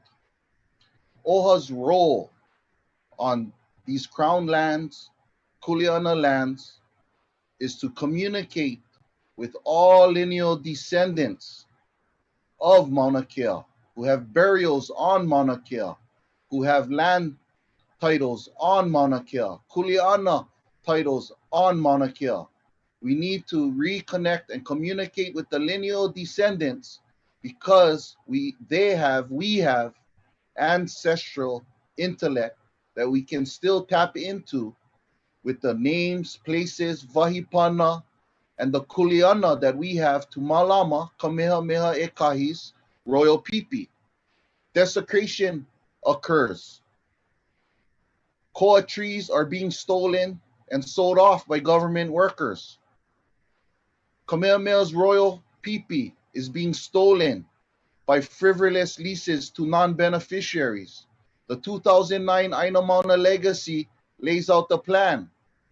In 2018, Haleʻokuhio was built to do community service and count numbers on the road. A month before that, the state of Hawaii, DHHL, DLNR enforcement, county police, and sheriffs crushes Aloha Safety Checkpoint Haleʻokuhio and evicts Hawaiians from the land. We need to support OHA in this lawsuit. Mahalo, aloha. Mahalo nui. Up next, we have Noelani. Noelani, we have reset the clock. Go ahead and unmute yourself, and you may share your mana'o. I think the short answer to that question is obviously yes. Of course, I support OHA's lawsuit against the state and the University of Hawaii, alleging ongoing breaches of fiduciary obligations to properly steward Mauna Kea. Given the Hawaii Supreme Court's recent ruling of the state's failure to live up to its fiduciary responsibilities to Native Hawaiians regarding the Department of Hawaiian Homelands, I am encouraged that the courts will similarly recognize the state and its entities' failure in this case as well. I fully support OHA and the Mauna Kea Ad Hoc Committee's work to push OHA to have a greater say in not just the management of Mauna Kea, but who manages and protects Mauna Kea.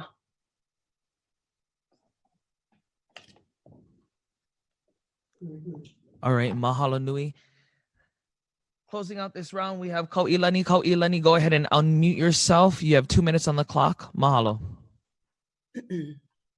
My answer is yes. I support what OHA has done already. I also agree with a lot of what was said previously. I'd like to add another issue, and that is the hypocrisy of the state. It is hypocritical of the state to use Hawaiian culture and practices to promote tourism, but ignore it when it comes to desecrating our sacred mountain. There are other ways to bring economic development to the state without trampling on our Hawaiian values. Prostituting our mauna shouldn't be one of them. DLNR should remove the lease management of Mauna Kea from the UH and give the protectors the management. After 10 years and X amount of days, yes, 10 years, the protectors have proven their dedication to their kuleana for caring for the mauna. When that happens, OHA then can continue to their mandate, which is to protect the protector's rights. Mahalo. Mahalo nui. That completes this round. We're going to cut to a quick break. When we come back, we are going to give our final question, and our candidates will have an opportunity to give their closing statement. So stay tuned. Aloha.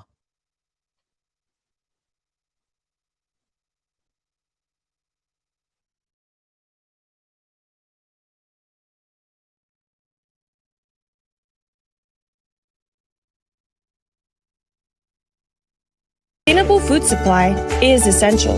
A clean environment is essential. How do we get those things? By voting Pono leaders into office who stand up for what's important. This year, Hawaii will shift to an all-mail-in voting process. Register to vote by July 9th at olvr.hawaii.gov to receive your ballot in the mail. Vote. It's essential.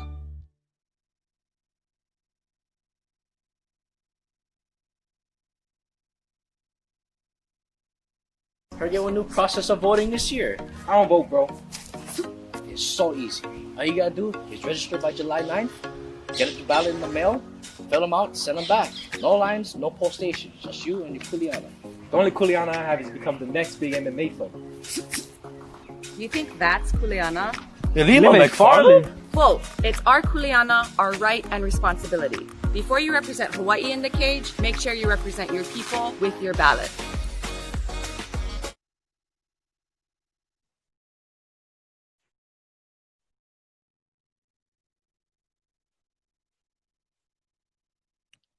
All right, mahalo. And if just a reminder, today was the deadline to sign up for the primary ballots. If you still would like to vote in the primary election, you can still do in-person voter registration. If you want to go to elections.hawaii.gov, they have the walk-up stations that you can go and visit if you want to participate in the primary elections but did not register to vote by today. If you still want to go to olvr.hawaii.gov, you can still register for a mail-in ballot for the general elections. All right, so we are going to our final question of this evening, and then we're going to move on to our closing statements. This is our final question. In recent years, closures to tourist traffic due to natural disasters and the COVID-19 pandemic has revealed Hawaii's economic overdependence on tourism and the negative impacts that tourism has on natural and cultural resources and the communities that rely upon them. How can OHA play a role in balancing the benefit of tourism and the negative impacts on natural and cultural resources and the communities who rely upon these resources? And starting us off on this round is Auntie Lei. So Auntie Lei, you have 2 minutes on the clock. Go ahead and unmute yourself and you may begin with us.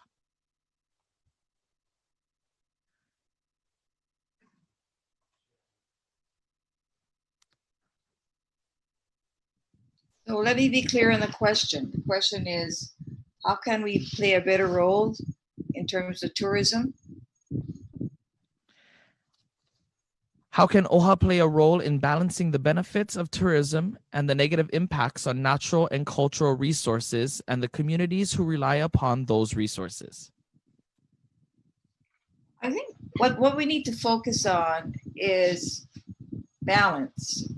One of the things that OHA could do is possibly even consider setting up a division where you have tourism, because we have so many, you know, people come here to see Hawaiians, okay, to come to see our culture. And we really haven't advanced that at OHA. And I would advocate that we do ecotourism, that we introduce the tourists to our hula, our language, and our culture. And this has not been done on a mass basis. And it's been given to the Hawaii Tourism Authority.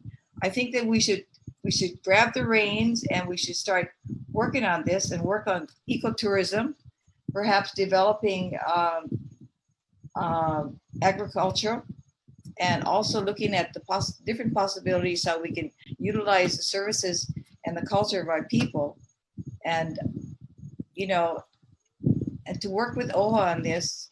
And so I would advocate setting up a division at OHA so that we can utilize our culture and actually benefit from it. So that would be my recommendation. All right, mahalo, Auntie Lei. Up next, we have Laura. Laura, the clock is reset to 2 minutes, and you have the floor. Go ahead and unmute yourself.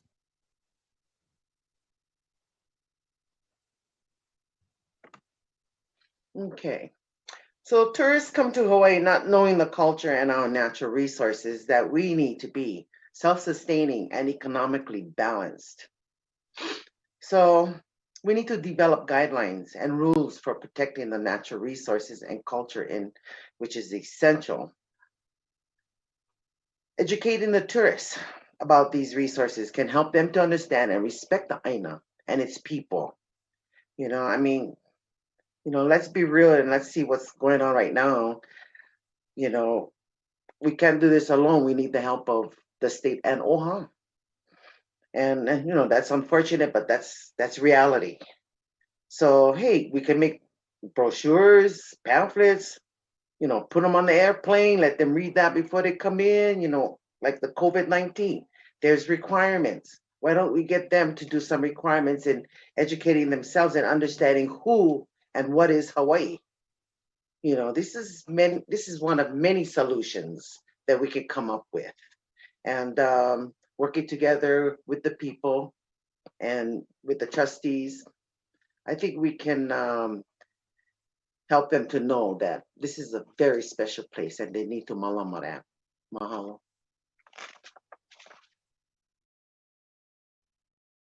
Mahalo nui, Laura. Up next, we have Cyd. Cyd, the clock is reset, and you have 2 minutes for your mana'o. Go ahead and unmute yourself. Mahalo. In 2017, Hawaii had, for the first time, seen 10 million visitors. On an average day in 2019, the island of Oahu, 1 in 10 people on the island was a visitor. On Hawaiʻi Island, 1 or 2 out of 10 were a visitor to our island. On Maui, 3 to 4 out of 10 were visitors. And understanding this impact, our community needs to drive tourism. We do have to be, how do we drive tourism? We need to help communities develop tourism management plans that take into consideration cultural areas and limits to conserve our resources. We've seen a few examples of this, like on the North Shore of Kauai.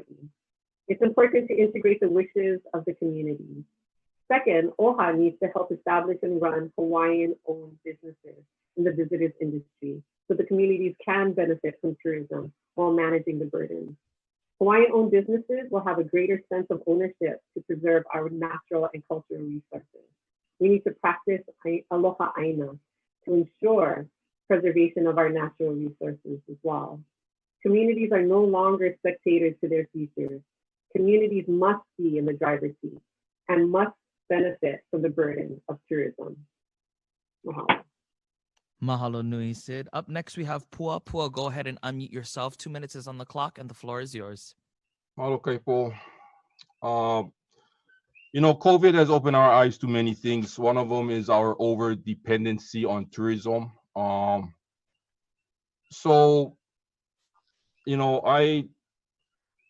We will always have tourism. We're always going to have tourism, and diversifying. That's kind of another different question as far as how we would diversify. But knowing that we'll always have tourism, I would like to propose maybe a higher quality of tourism, with an emphasis on cultural competence, that people will truly learn more about the Hawaiian community and the Hawaiian culture.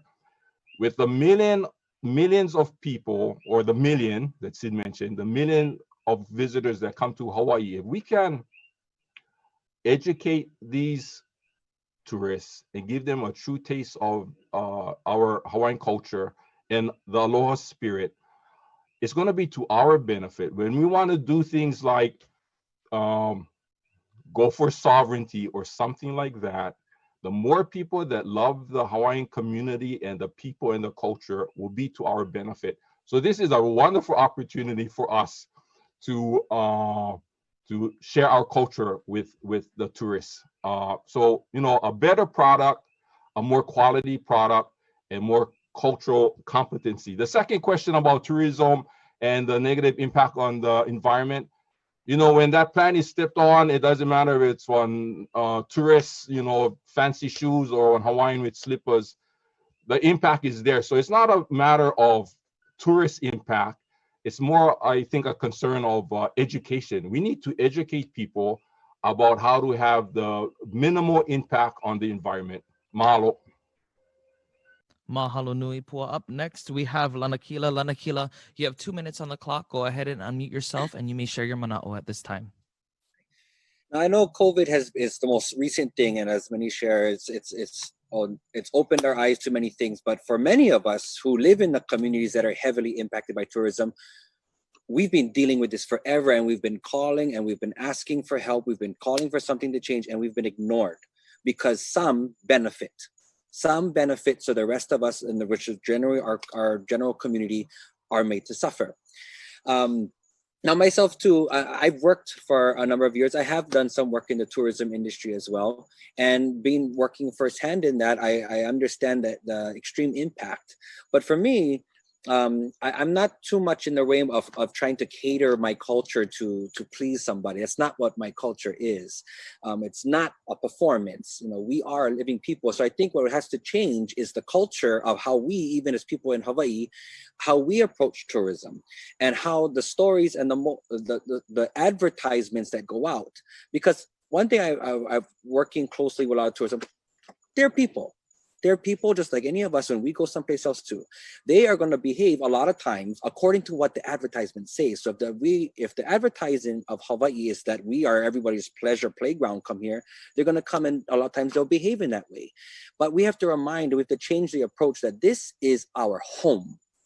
They are guests in my house. And we will, you know, ho'okipa. Yeah, we're going malama. However, there's rules in the house. And so I think the messaging and the branding of Hawaii, I see it starting to shift right now to let our visitors know that there is a living people here. This is a community. It's not just a playground. And in that approach, we have to make these industries work for Hawaii. Right now, it's all Hawaii work for the industry. Huli that baga. The monies need to come directly to our communities. And when that's a big thing, when you see most of the companies are not locally owned. Flip that. Mahalo nui, Lanakila. Up next, we have Uncle Louie. Uncle Louie, you have 2 minutes on the clock. Go ahead and unmute yourself, and you may share your mana'o at this time. You know, we're known as the healthiest state in the union. We should get healthy visitors. But the whole thing about this pandemic changes, or it's going to change our lifestyle. So we need to revamp and look at all of our resources that is available. Now, what the Hawaiian community going to do? What the Department of Hawaiian Homes says, 203,000 acres. 60% of the 2,003 acres is on the island of Hawaii. We got so much land there. Mauna Kea at 56,000 acres. Keoka, King's Landing, Kau. So what we need to do is to look at other venues, such as agriculture. You know, I noticed in Keoka, a lot of the Hawaiians are beginning to plant taro, plant in the backyard. I mean, they're doing vegetable gardens. In fact, I'm in Honolulu, and everybody's beginning to plant things to become self-sufficient. So we need this vision of changing the whole concept to diversify our economic base. So agriculture is needed. The cattle is going to the mainland and come back, and we're buying the same cattle. Our dairy industry, of our hogs and our poultry.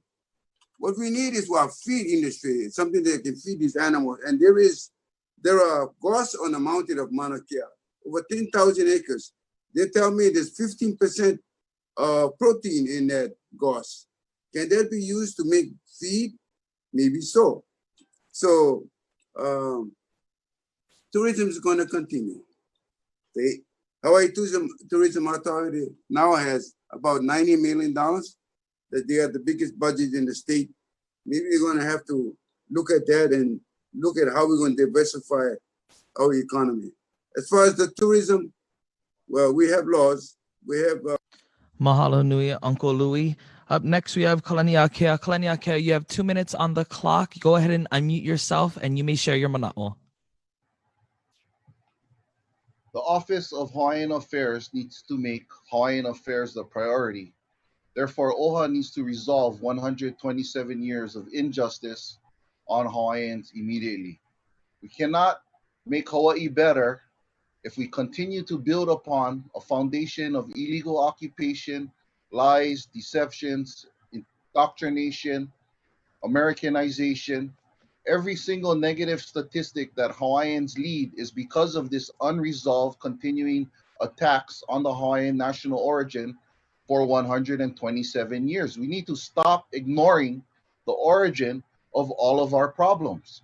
We need to face the abuser, the thief, the pimp who continues to steal from Hawaiians and attack Hawaiians and incarcerate Hawaiians at the same time, Kako.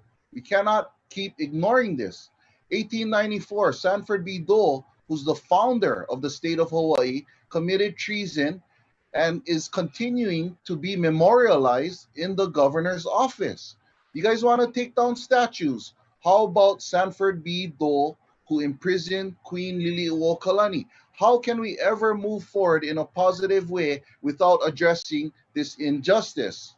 Furthermore, we need Hawaiians in the industries to lead those industries because they have the cultural and the business knowledge that can move us forward, like Keola Airport, Keola Hotel that will be coming up, hopefully.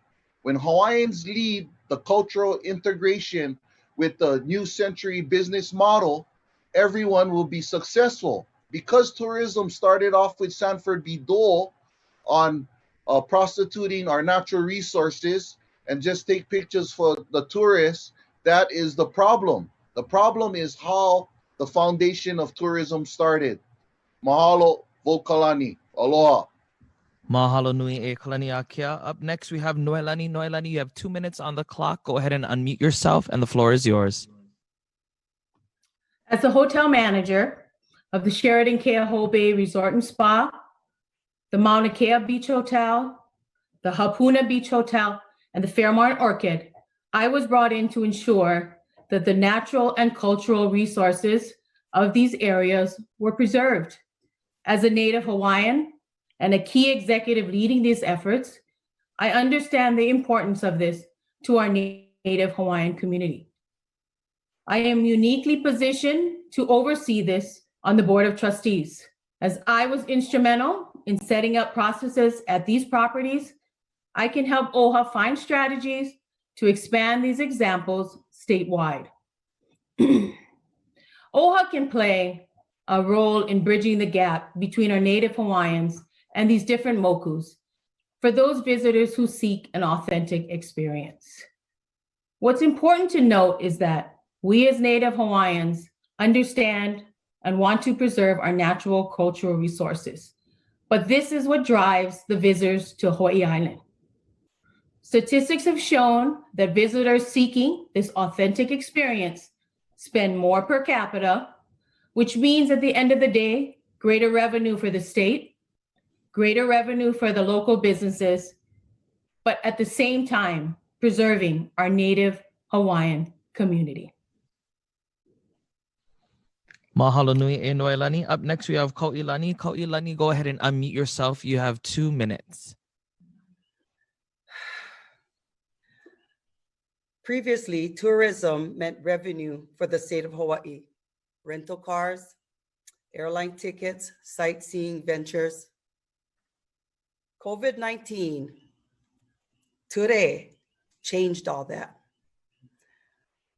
We talked about going and finding out about what the voices of the community are. This is the time we need to do that. Because COVID-19 changed the lives of the people who live on Hawaiʻi Island. Tourism might not be the priority anymore because COVID-19 has no cure. Why would tourists continue to come to Hawaii when we, the poʻe kanaka, are advised by health officials to stay home? Is it just now about tourism is about filling the hotels, making rental cars rich? Because all of those monies is a really big revenue base for the state of Hawaii. I really feel that this answer to these questions should remain with the communities. Like Noelani said, it should be that the mokus get together. We should gather the people on each moku and look at these things that are happening because of COVID and come up with their own ideas of how they will deal with this pandemic and their lives. Mahalo. Mahalo nui, Kauilani. And closing us out on these rounds of questions, we have Keola. Keola, the clock is reset to 2 minutes. Go ahead and unmute yourself and the floor is yours. Mahalo. You know, before the COVID pandemic started, I had the opportunity to go to Kauai's North Shore and spend some time out there with community groups who were still in the process of recovering from the floods and hurricanes of 2018. And one thing I distinctly remember sitting in that hale at the end of the road with these representatives is the uncle introducing me to this concept of they wanted visitors to come to Kauai's North Shore with purpose. The roads were closed, resources were limited. It wasn't a free-for-all anymore. They were trying to reintroduce this idea of order and people coming to provide benefit to that community. That's a distinct difference from the idea of exploiting people. They were asking how to accomplish this goal. A couple months later, COVID started and the whole island chain's now been impacted. But that idea of tourism with purpose, people coming here to provide value to the people of these islands and the industry that has, you know, they're hardworking folks in our tourism industry. But the visitors here providing value and being responsible starts with working with organizations like the Hawaii Tourism Authority, Native Hawaiian Lodging and Hospitality Association, and others to increase the messaging for visitors come here. The airlines, what is the message that people are receiving to come here to act responsibly? All of that has to come together to change the approaches of tourism that have existed in Hawaii until now. Mahalo. Mahalo nui, Keola. All right, at this time, we are going to reset our clock to 1 minute, and all of our trustee candidates will have 1 minute to share their closing statements. We are going to start off with Laura. Laura, you can go ahead and unmute yourself, and the floor is yours for your closing statement. So to close it, I just want to say that if elected, I would want to address all the issues regarding healthcare, child kapuna care, rampant mental illness, addiction, homelessness. I have the capacity and the knowledge to do that. I do have roots on the Big Island. My dad was born and raised Kalopa Honoka'a. My mom's family traced back to Heba Heba, Kamehameha's kahu. I'm a fighter. I can do this, you know, but I need the people's voice. So if elected to the Office of Hawaiian Affairs, again, I will leave my doors open to all constituents to come and we can look at solutions. So I appreciate your mana'o and it's very important. So, e malama'a ho'omai ka'i aku ke akua. Mahalo nui. Up next is Cyd. Cyd, you have 1 minute for your closing statements. Go ahead and unmute yourself and you may begin. Thank you. As your next Hawaiʻi Island Trustee, I will bring my strength as someone with integrity, honesty, hard work, and collaboration. OHA cannot do everything on its own. What we can do is to bring the right people to the table and figure out our challenges together. With my proven ability to lead and support the Hawaiian community, I believe I am the best candidate to represent Hawaiʻi Island. Please visit my website at cydforoha.org. That's CYD, the number 4, at OHA.org to learn more about the issues I stand for. I humbly ask for your support, your trust, your vote. I'm Cyd Hoffeld, and I'm ready to serve as your next Hawaiʻi Island Trustee. Mahalo.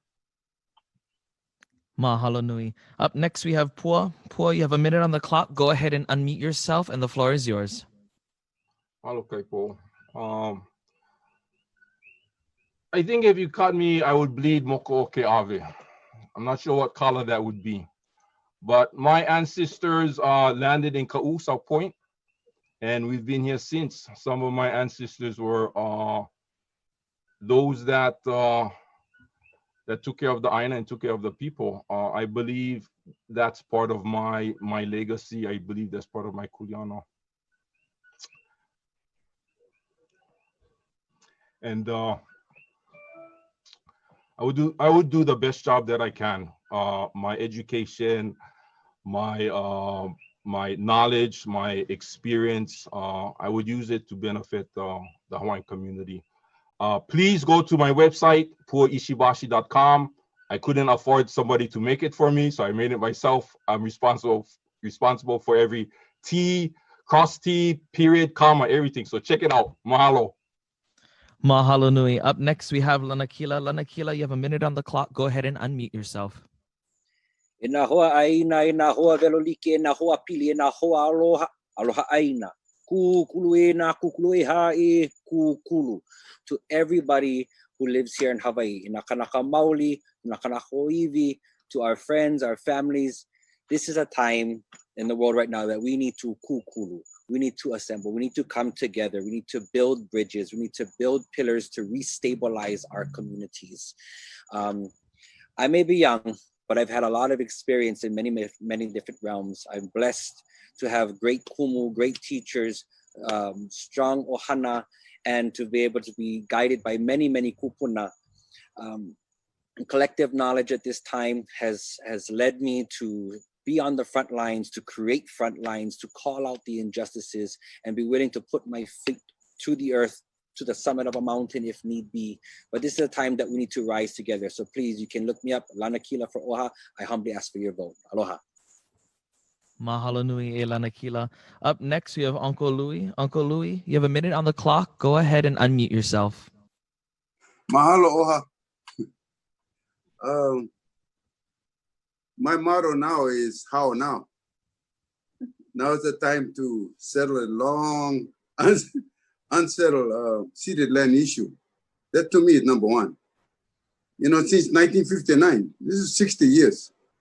Until now, we haven't had a clear inventory of our land and of our income. My understanding is about 3% we're getting. And now is the time to establish partnerships, cooperation, coordination with different policy makers. Now's the time to unite all of our Native Hawaiians, because we got to unite. Now's the time to better the conditions of Native Hawaiians. And so, vote how now. Thank you. Mahalo nui, Uncle Louie. Up next, we have Kalaniakea. You have 1 minute for your closing statements. Go ahead and unmute yourself, and the floor is yours. Mai poina kako. We are in a state of emergency since the abuse began in 1893. Every ailment Hawaiians suffer from stems from this injustice 127 years ago. I need to say mahalo to Uncle Louie, Kingdom State Champ, one of my many Hawaiian kupuna mentors. If you're not going to vote for me, you better vote for him. But if given the opportunity, based on my life experience and my fluency in Hawaiian language, Hawaiian protocol, Hawaiian kingdom law, and the Hawaiian Homes Commission Act, I promise to implement the Kupuna Aloha Justice in 3 program to resolve all injustices. Learn about my solutions on wilsonforoha.com. Mahalo ke akua, mahalo e nā kupuna, mahalo I ka aina, mahalo kākou a pau. Aloha nā tupuna ai nā mau ke au gai nā tabu ai. Aloha. Gee. Mahalo nui. Up next, we have Noelani. Noelani, you have a minute on the clock. Go ahead and unmute yourself, and the floor is yours for your closing statement. Aloha. With my extensive leadership experience in the local business community and abroad, I am the only candidate qualified to take the Native Hawaiian Trust to the $1 billion level. The fact that OHA resources have not grown to this level show the lack of experience and the leadership needed to manage the trust. Not only am I the right person for the job, I'm the best person for the job. With my business and financial acumen, and as a Pu'ukapu homestead leasee, I understand our beneficiaries' perspective as it relates to OHA's strategic plan. It is time for new blood, new energy to get new results. Please don't forget that everyone can vote for OHA. Vote Cashman-Aiu for Hawaiʻi Island OHA Trustee. Mahalo. Mahalo nui. Up next, we have Kauilani. Kauilani, you have a minute to give your final statements. Go ahead and unmute yourself, and the floor is yours. Power is a public instrument used by the community. Every community will use their power to solve their own issues, and only they should decide what those are. I may not have all the answers, but my strength is in the ability to bring experts together, the tenacity not to give up, and the love for my people that fuels me. I know I can do this. I've done it before, and I would be honored if you would allow me to serve your communities as your OHA trustee for the island of Hawaii. Please go to my site, kauilaniforoha.org. Mahalo. Mahalo nui, Kauilani.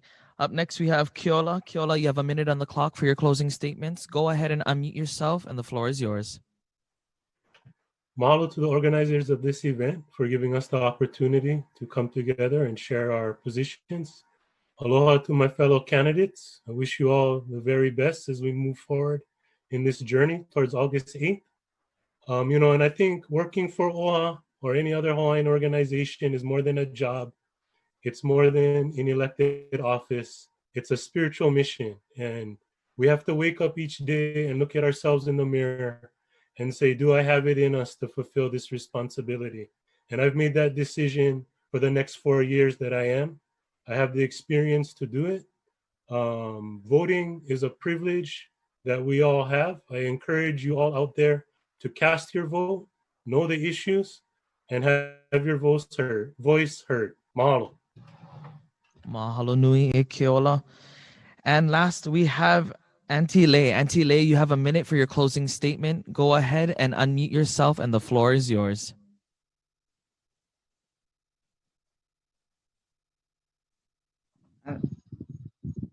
Again, mahalo to ʻŌiwi TV and OHA for letting us speak to our fellow Hawaiians and our Hawaii citizenry.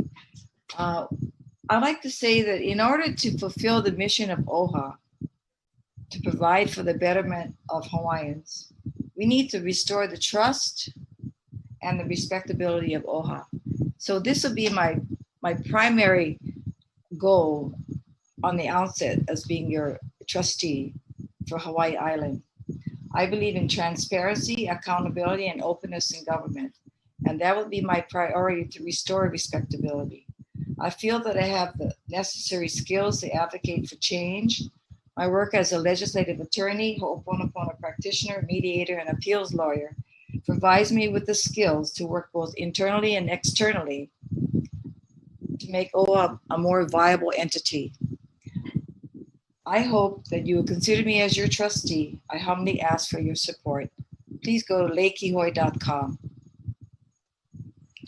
Mahalo nui, Auntie Lei, and mahalo nui to all of our candidates who joined us here today for this forum. Please remember those names as you fill out your ballot. If you missed the deadline for your mail-in ballot, we want to remind you guys that you guys can still do walk-up voting.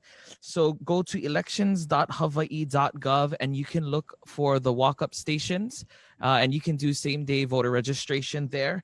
Otherwise, you can still go to olvr.hawaii.gov to register for the general elections. Mahalo for all of the Hawaiʻi Island trustee candidates. Next week, we are going to be meeting on July 14th, 6 p.m.